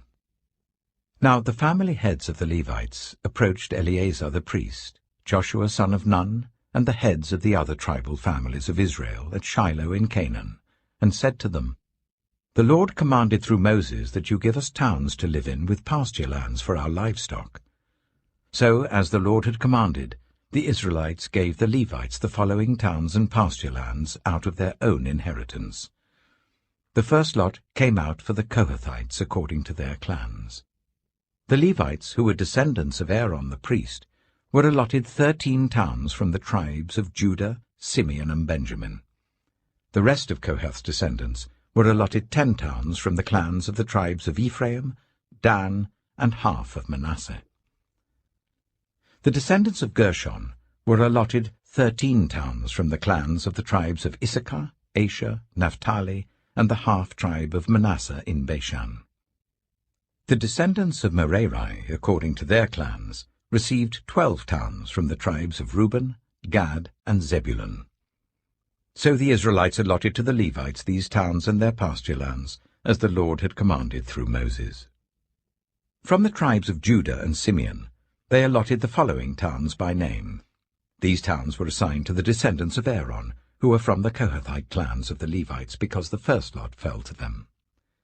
They gave them Kiriath-arba, that is, Hebron, with its surrounding pasture land in the hill country of Judah. Arba was the forefather of Anak. But the fields and villages around the city they had given to Caleb, son of Jephunneh, as his possession. So, to the descendants of Aaron the priest, they gave Hebron, a city of refuge for one accused of murder, Libnah, Jattir, Eshtemoa, Holon, Debir, Ain, Jattah, and Beth-shemesh, together with their pasture lands, 9 towns from these 2 tribes. And from the tribe of Benjamin they gave them Gibeon, Geba, Anathoth, and Almon, together with their pasture lands, 4 towns. The total number of towns for the priests, the descendants of Aaron, came to 13, together with their pasture lands. The rest of the Kohathite clans of the Levites were allotted towns from the tribe of Ephraim. In the hill country of Ephraim they were given Shechem, a city of refuge for one accused of murder, and Giza, Kibzaim, and Beth-horon, together with their pasture lands, 4 towns. Also, from the tribe of Dan, they received Eltekeh, Gibbethon, Ajalon, and Gathrimmon, together with their pasture lands, 4 towns. From half the tribe of Manasseh they received Taanach and Gathrimmon, together with their pasture lands, 2 towns. All these 10 towns and their pasture lands were given to the rest of the Kohathite clans. The Levite clans of the Gershonites were given, from the half-tribe of Manasseh, Golan in Bashan, a city of refuge for one accused of murder, and Be-eshtaroth, together with their pasture lands, 2 towns. From the tribe of Issachar, Kishion, Daberath, Jarmuth, and En-ganim, together with their pasture lands, 4 towns.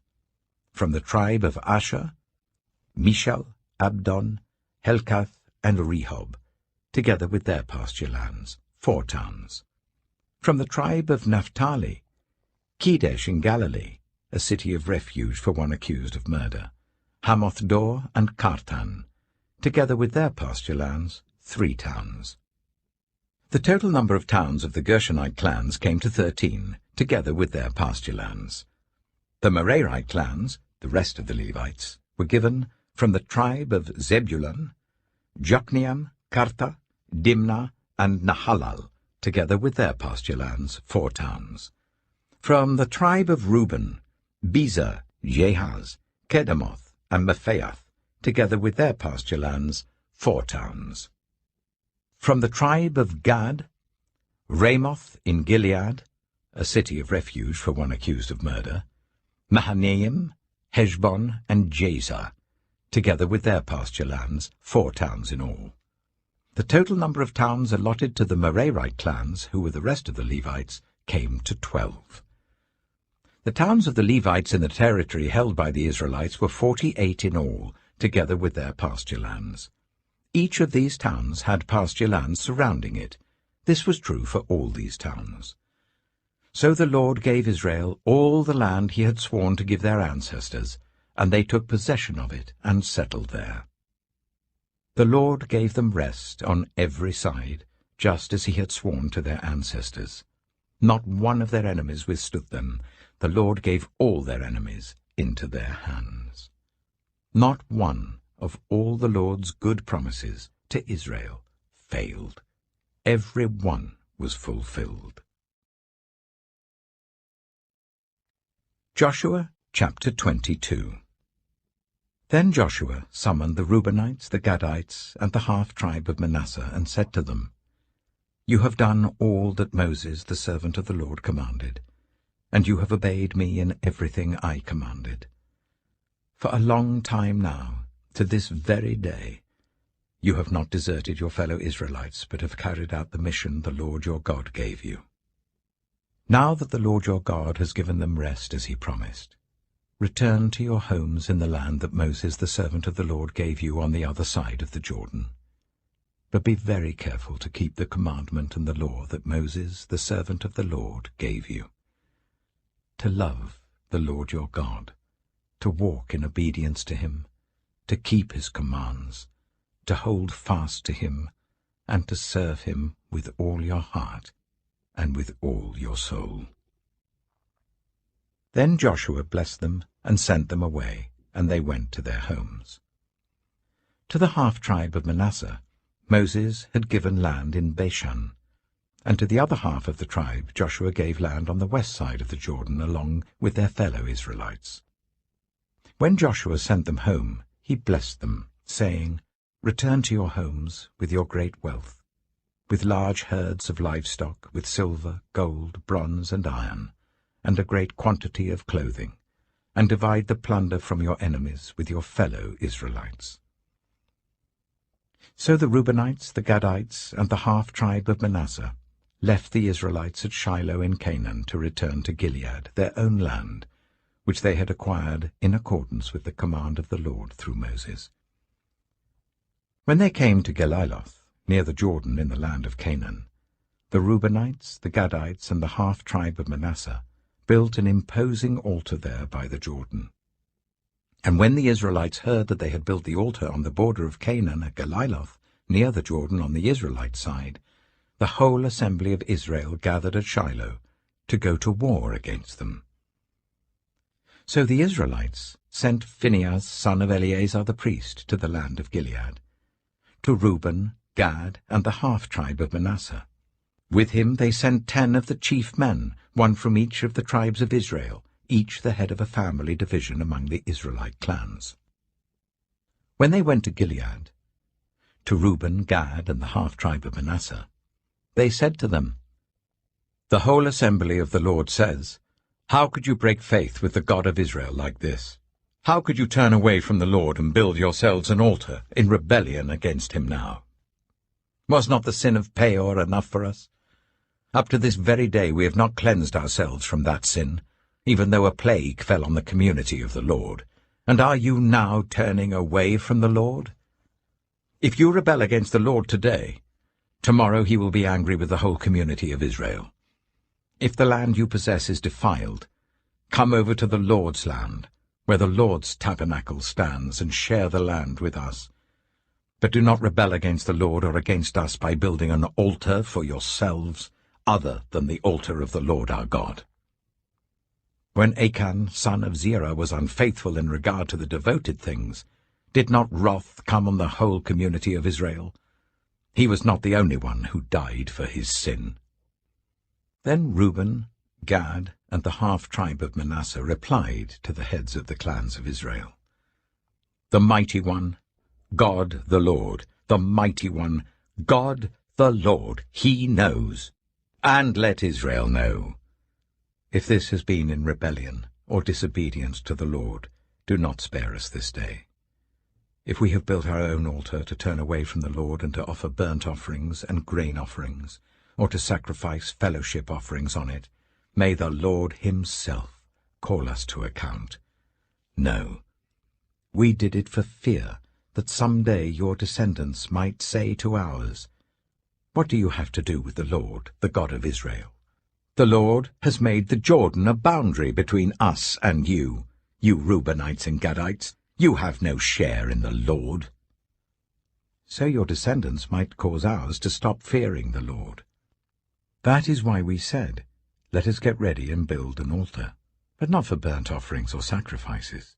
On the contrary, it is to be a witness between us and you and the generations that follow, that we will worship the Lord at his sanctuary with our burnt offerings, sacrifices, and fellowship offerings. Then in the future your descendants will not be able to say to ours, 'You have no share in the Lord.'" And we said, "If they ever say this to us, or to our descendants, we will answer, 'Look at the replica of the Lord's altar, which our ancestors built, not for burnt offerings and sacrifices, but as a witness between us and you.' Far be it from us to rebel against the Lord and turn away from him today by building an altar for burnt offerings, grain offerings, and sacrifices, other than the altar of the Lord our God that stands before his tabernacle." When Phinehas the priest and the leaders of the community, the heads of the clans of the Israelites, heard what Reuben, Gad, and Manasseh had to say, they were pleased. And Phinehas, son of Eleazar the priest, said to Reuben, Gad, and Manasseh, "Today we know that the Lord is with us, because you have not been unfaithful to the Lord in this matter. Now you have rescued the Israelites from the Lord's hand."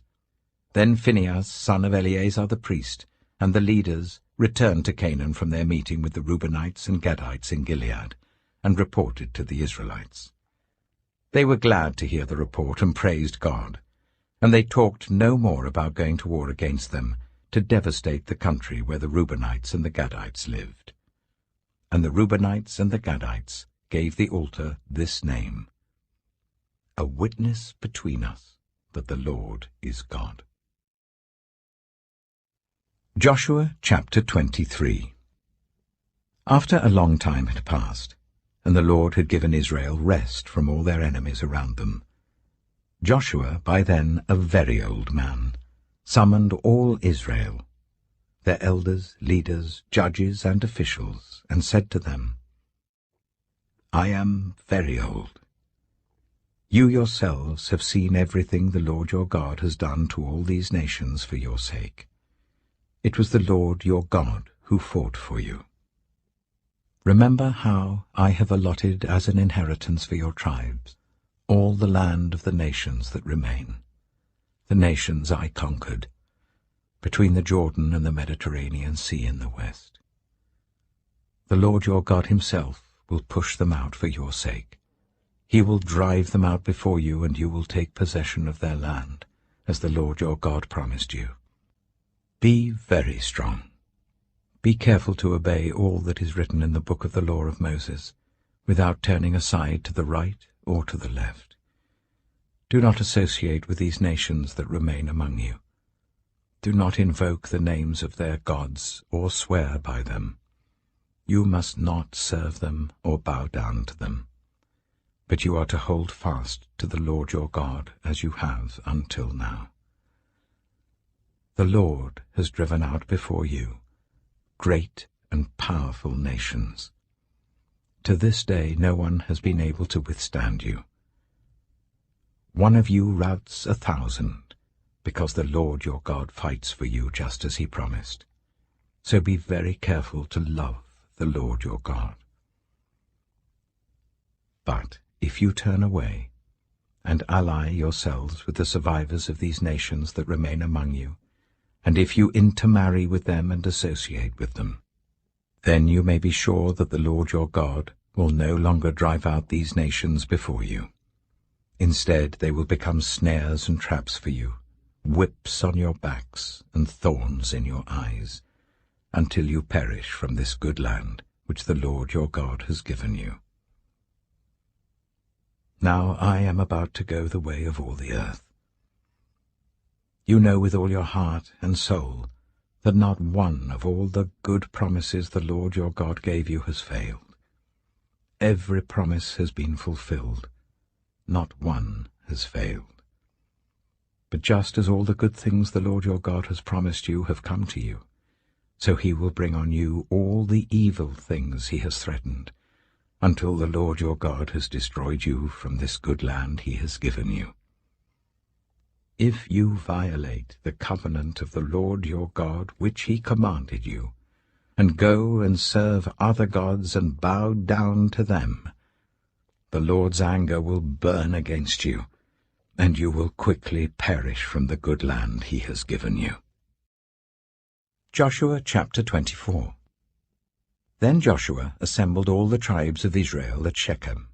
He summoned the elders, leaders, judges, and officials of Israel, and they presented themselves before God. Joshua said to all the people, This is what the Lord, the God of Israel, says. Long ago, your ancestors, including Terah, the father of Abraham and Nahor, lived beyond the river Euphrates and worshipped other gods. But I took your father Abraham from the land beyond the Euphrates and led him throughout Canaan, and gave him many descendants. I gave him Isaac, and to Isaac I gave Jacob and Esau. I assigned the hill country of Seir to Esau, but Jacob and his family went down to Egypt. Then I sent Moses and Aaron, and I afflicted the Egyptians by what I did there, and I brought you out. When I brought your people out of Egypt, you came to the sea, and the Egyptians pursued them with chariots and horsemen as far as the Red Sea. But they cried to the Lord for help, and he put darkness between you and the Egyptians. He brought the sea over them and covered them. You saw with your own eyes what I did to the Egyptians. Then you lived in the wilderness for a long time. I brought you to the land of the Amorites who lived east of the Jordan. They fought against you, but I gave them into your hands. I destroyed them from before you, and you took possession of their land. When Balak, son of Zippor, the king of Moab, prepared to fight against Israel, he sent for Balaam, son of Beor, to put a curse on you. But I would not listen to Balaam, so he blessed you again and again, and I delivered you out of his hand. Then you crossed the Jordan and came to Jericho. The citizens of Jericho fought against you, as did also the Amorites, Perizzites, Canaanites, Hittites, Girgashites, Hivites, and Jebusites. But I gave them into your hands. I sent the hornet ahead of you, which drove them out before you, also the 2 Amorite kings. You did not do it with your own sword and bow. So I gave you a land on which you did not toil, and cities you did not build, and you live in them and eat from vineyards and olive groves that you did not plant. Now fear the Lord, and serve him with all faithfulness. Throw away the gods your ancestors worshipped beyond the river Euphrates and in Egypt, and serve the Lord. But if serving the Lord seems undesirable to you, then choose for yourselves this day whom you will serve, whether the gods your ancestors served beyond the Euphrates, or the gods of the Amorites in whose land you are living. But as for me and my household, we will serve the Lord." Then the people answered, "Far be it from us to forsake the Lord to serve other gods. It was the Lord our God himself who brought us and our parents up out of Egypt, from that land of slavery, and performed those great signs before our eyes. He protected us on our entire journey and among all the nations through which we traveled. And the Lord drove out before us all the nations, including the Amorites who lived in the land. We too will serve the Lord, because he is our God." Joshua said to the people, "You are not able to serve the Lord. He is a holy God. He is a jealous God. He will not forgive your rebellion and your sins. If you forsake the Lord and serve foreign gods, he will turn and bring disaster on you and make an end of you, after he has been good to you." But the people said to Joshua, "No, we will serve the Lord." Then Joshua said, "You are witnesses against yourselves that you have chosen to serve the Lord." "Yes, we are witnesses," they replied. "Now then," said Joshua, "throw away the foreign gods that are among you, and yield your hearts to the Lord, the God of Israel." And the people said to Joshua, "We will serve the Lord our God and obey him." On that day Joshua made a covenant for the people, and there at Shechem he reaffirmed for them decrees and laws. And Joshua recorded these things in the book of the law of God. Then he took a large stone and set it up there under the oak near the holy place of the Lord. "See," he said to all the people, "this stone will be a witness against us. It has heard all the words the Lord has said to us. It will be a witness against you if you are untrue to your God." Then Joshua dismissed the people, each to their own inheritance. After these things, Joshua, son of Nun, the servant of the Lord, died at the age of 110. And they buried him in the land of his inheritance, at Timnath-Serah, in the hill country of Ephraim, north of Mount Gaash. Israel served the Lord throughout the lifetime of Joshua and of the elders who outlived him and who had experienced everything the Lord had done for Israel. And Joseph's bones, which the Israelites had brought up from Egypt, were buried at Shechem in the tract of land that Jacob bought for 100 pieces of silver from the sons of Hamor, the father of Shechem. This became the inheritance of Joseph's descendants. And Eleazar, son of Aaron, died and was buried at Gibeah, which had been allotted to his son Phinehas in the hill country of Ephraim. 1 Corinthians 1 Corinthians chapter 1. Paul, called to be an apostle of Christ Jesus by the will of God, and our brother Sosthenes, to the church of God in Corinth, to those sanctified in Christ Jesus, and called to be his holy people, together with all those everywhere who call on the name of our Lord Jesus Christ, their Lord and ours, grace and peace to you from God our Father and the Lord Jesus Christ. I always thank my God for you, because of his grace given you in Christ Jesus. For in him you have been enriched in every way, with all kinds of speech and with all knowledge, God thus confirming our testimony about Christ among you. Therefore you do not lack any spiritual gift, as you eagerly wait for our Lord Jesus Christ to be revealed. He will also keep you firm to the end, so that you will be blameless on the day of our Lord Jesus Christ. God is faithful, who has called you into fellowship with his Son, Jesus Christ our Lord. I appeal to you, brothers and sisters, in the name of our Lord Jesus Christ, that all of you agree with one another in what you say, and that there be no divisions among you, but that you be perfectly united in mind and thought. My brothers and sisters, some of Chloe's household have informed me that there are quarrels among you. What I mean is this. One of you says, I follow Paul, another, I follow Apollos, another, I follow Cephas, still another, I follow Christ. Is Christ divided? Was Paul crucified for you? Were you baptized in the name of Paul? I thank God that I did not baptize any of you except Crispus and Gaius, so no one can say that you were baptized in my name. Yes, I also baptized the household of Stephanas. Beyond that, I don't remember if I baptized anyone else. For Christ did not send me to baptize, but to preach the gospel, not with wisdom and eloquence, lest the cross of Christ be emptied of its power.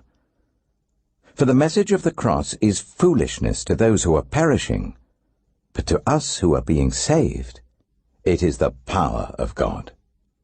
For it is written, I will destroy the wisdom of the wise, the intelligence of the intelligent I will frustrate.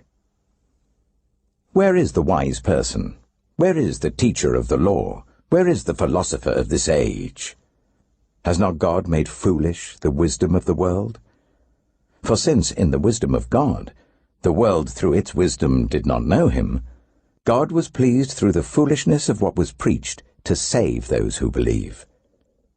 Jews demand signs, and Greeks look for wisdom. But we preach Christ crucified, a stumbling block to Jews and foolishness to Gentiles. But to those whom God has called, both Jews and Greeks, Christ, the power of God and the wisdom of God. For the foolishness of God is wiser than human wisdom, and the weakness of God is stronger than human strength.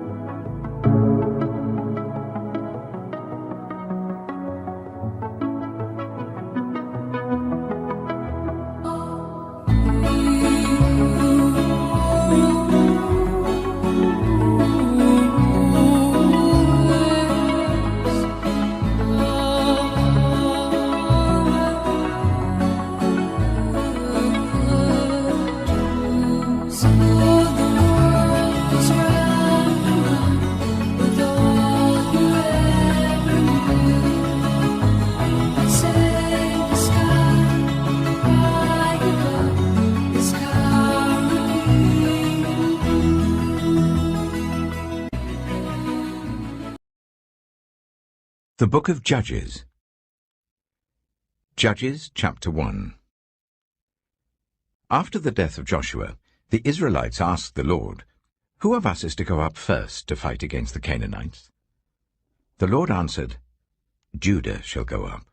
I have given the land into their hands." The men of Judah then said to the Simeonites, their fellow Israelites, "Come up with us into the territory allotted to us, to fight against the Canaanites. We in turn will go with you into yours." So the Simeonites went with them. When Judah attacked, the Lord gave the Canaanites and Perizzites into their hands, and they struck down 10,000 men at Bezek. It was there that they found Adoni-Bezek, and fought against him, putting to rout the Canaanites and Perizzites. Adoni-Bezek fled, but they chased him and caught him, and cut off his thumbs and big toes. Then Adoni-Bezek said, 70 kings with their thumbs and big toes cut off have picked up scraps under my table. Now God has paid me back for what I did to them. They brought him to Jerusalem, and he died there. The men of Judah attacked Jerusalem also, and took it. They put the city to the sword and set it on fire. After that, Judah went down to fight against the Canaanites living in the hill country, the Negev and the western foothills. They advanced against the Canaanites living in Hebron, formerly called Kiriath-Arba, and defeated Sheshai, Ahiman, and Talmai. From there they advanced against the people living in Debir, formerly called Kiriath-Sepher. And Caleb said, "I will give my daughter Achsah in marriage to the man who attacks and captures Kiriath-Sepher." Othniel, son of Kenaz, Caleb's younger brother, took it. So Caleb gave his daughter Achsah to him in marriage. One day, when she came to Othniel, she urged him to ask her father for a field. When she got off her donkey, Caleb asked her, "What can I do for you?" She replied, "Do me a special favor. Since you have given me the land in the Negev, give me also springs of water." So Caleb gave her the upper and lower springs.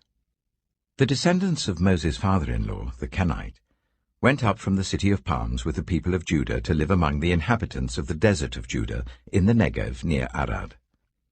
Then the men of Judah went with the Simeonites, their fellow Israelites, and attacked the Canaanites living in Zephath, and they totally destroyed the city. Therefore it was called Hormah.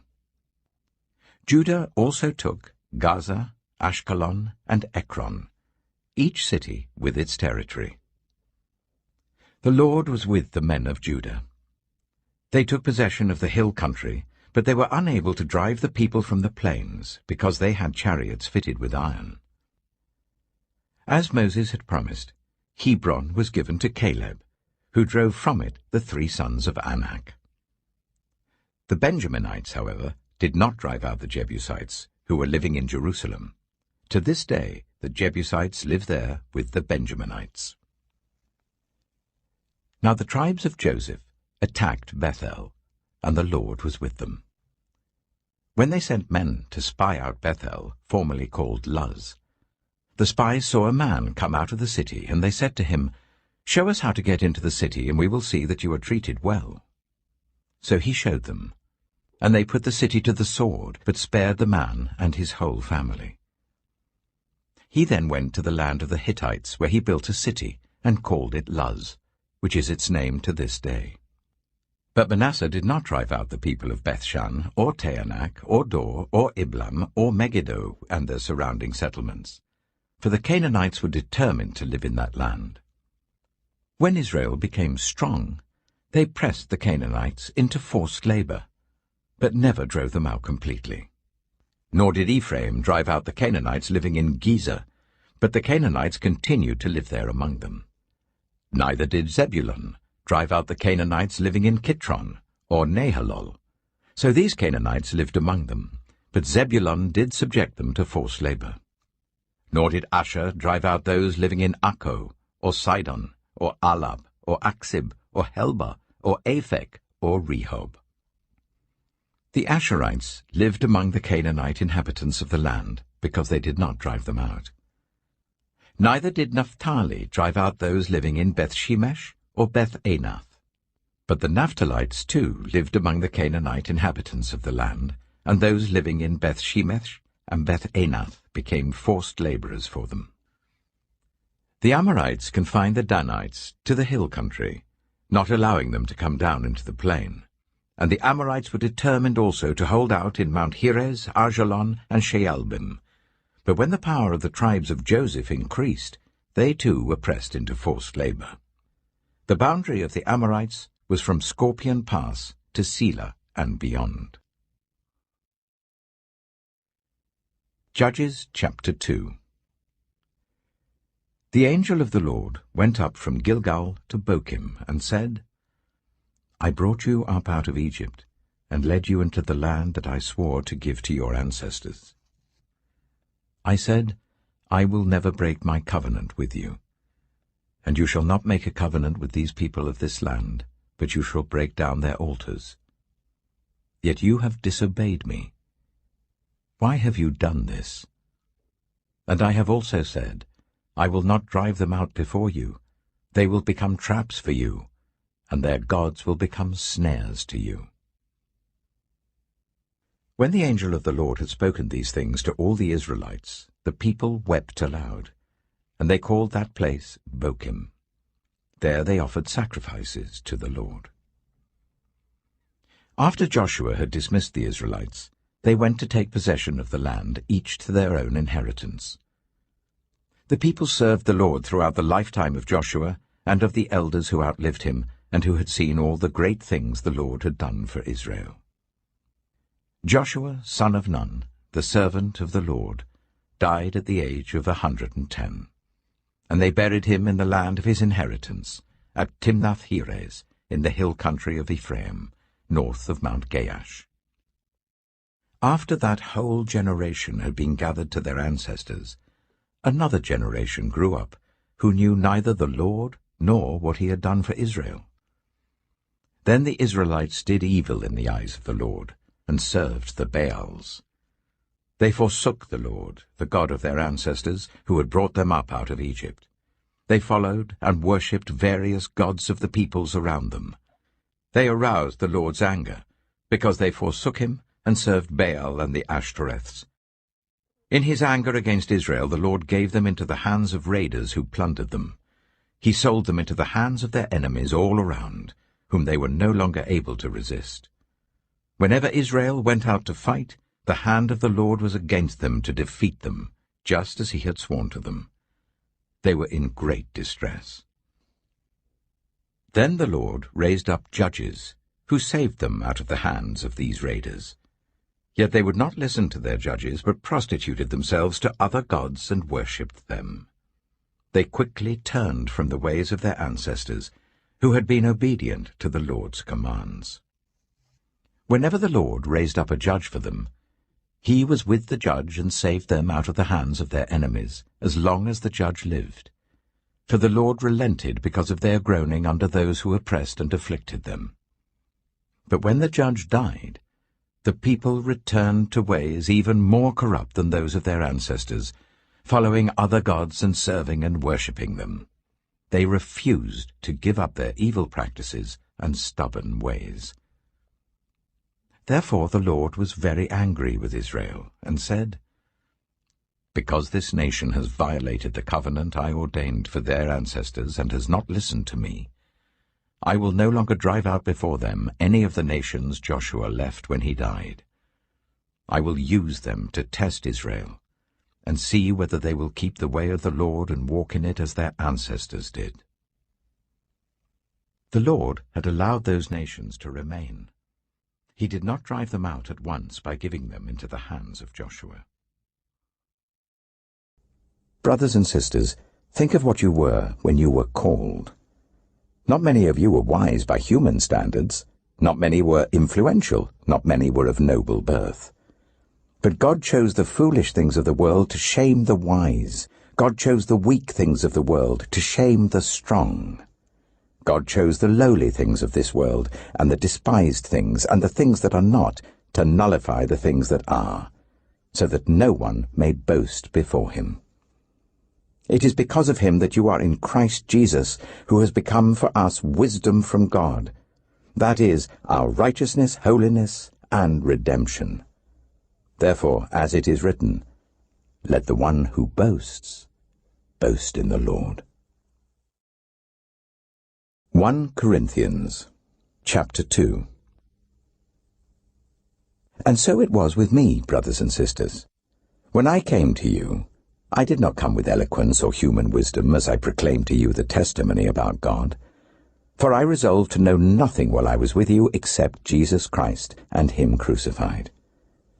I came to you in weakness, with great fear and trembling. My message and my preaching were not with wise and persuasive words, but with a demonstration of the Spirit's power, so that your faith might not rest on human wisdom, but on God's power. We do, however, speak a message of wisdom among the mature, but not the wisdom of this age or of the rulers of this age who are coming to nothing. No, we declare God's wisdom, a mystery that has been hidden, and that God destined for our glory before time began. None of the rulers of this age understood it, for if they had, they would not have crucified the Lord of glory.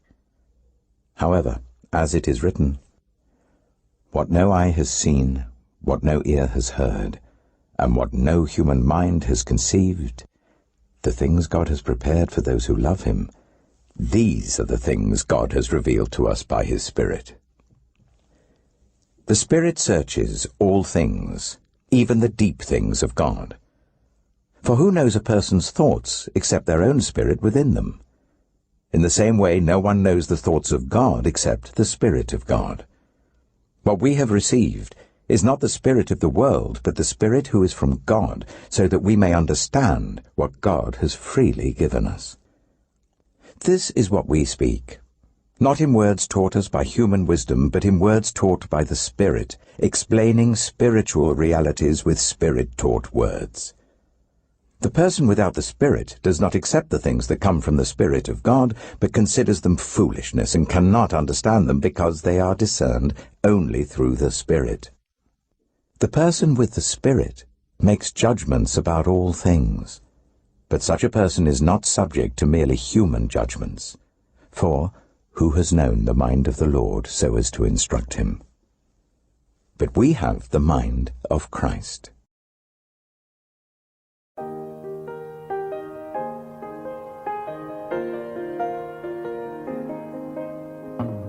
It's a little bit funny, this feeling inside. I'm not one of those who can easily hide. I don't have much money, but boy, if I did, I'd buy a big house where we both could live. If I was a skelter, then again, no, or a man who makes potions in a traveling show. I know it's not much, but it's the best I can do. My gift is my song, and this one's for you. And you can tell everybody this is your song. It may be quite simple, but now that it's done, I hope you don't mind, I hope you don't mind that I put down in words how wonderful life was while you're in the world.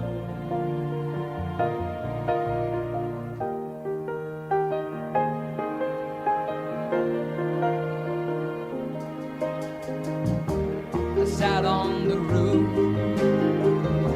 and kicked out the moss. Well, a few of the verses, well, they got me quite cross. But the sun's been quite kind while I wrote this song. It's for people like you that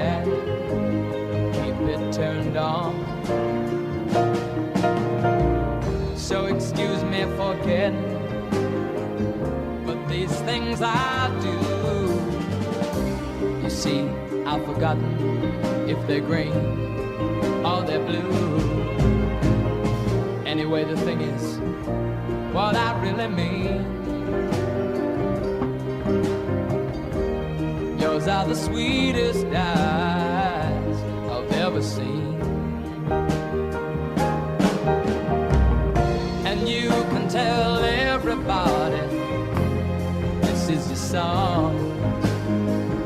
It may be quite simple, but now that it's done, I hope you don't mind, I hope you don't mind that I put down in words how wonderful life is while you're in the world. I hope you don't mind, I hope you don't mind that I put down in words how wonderful life is while you're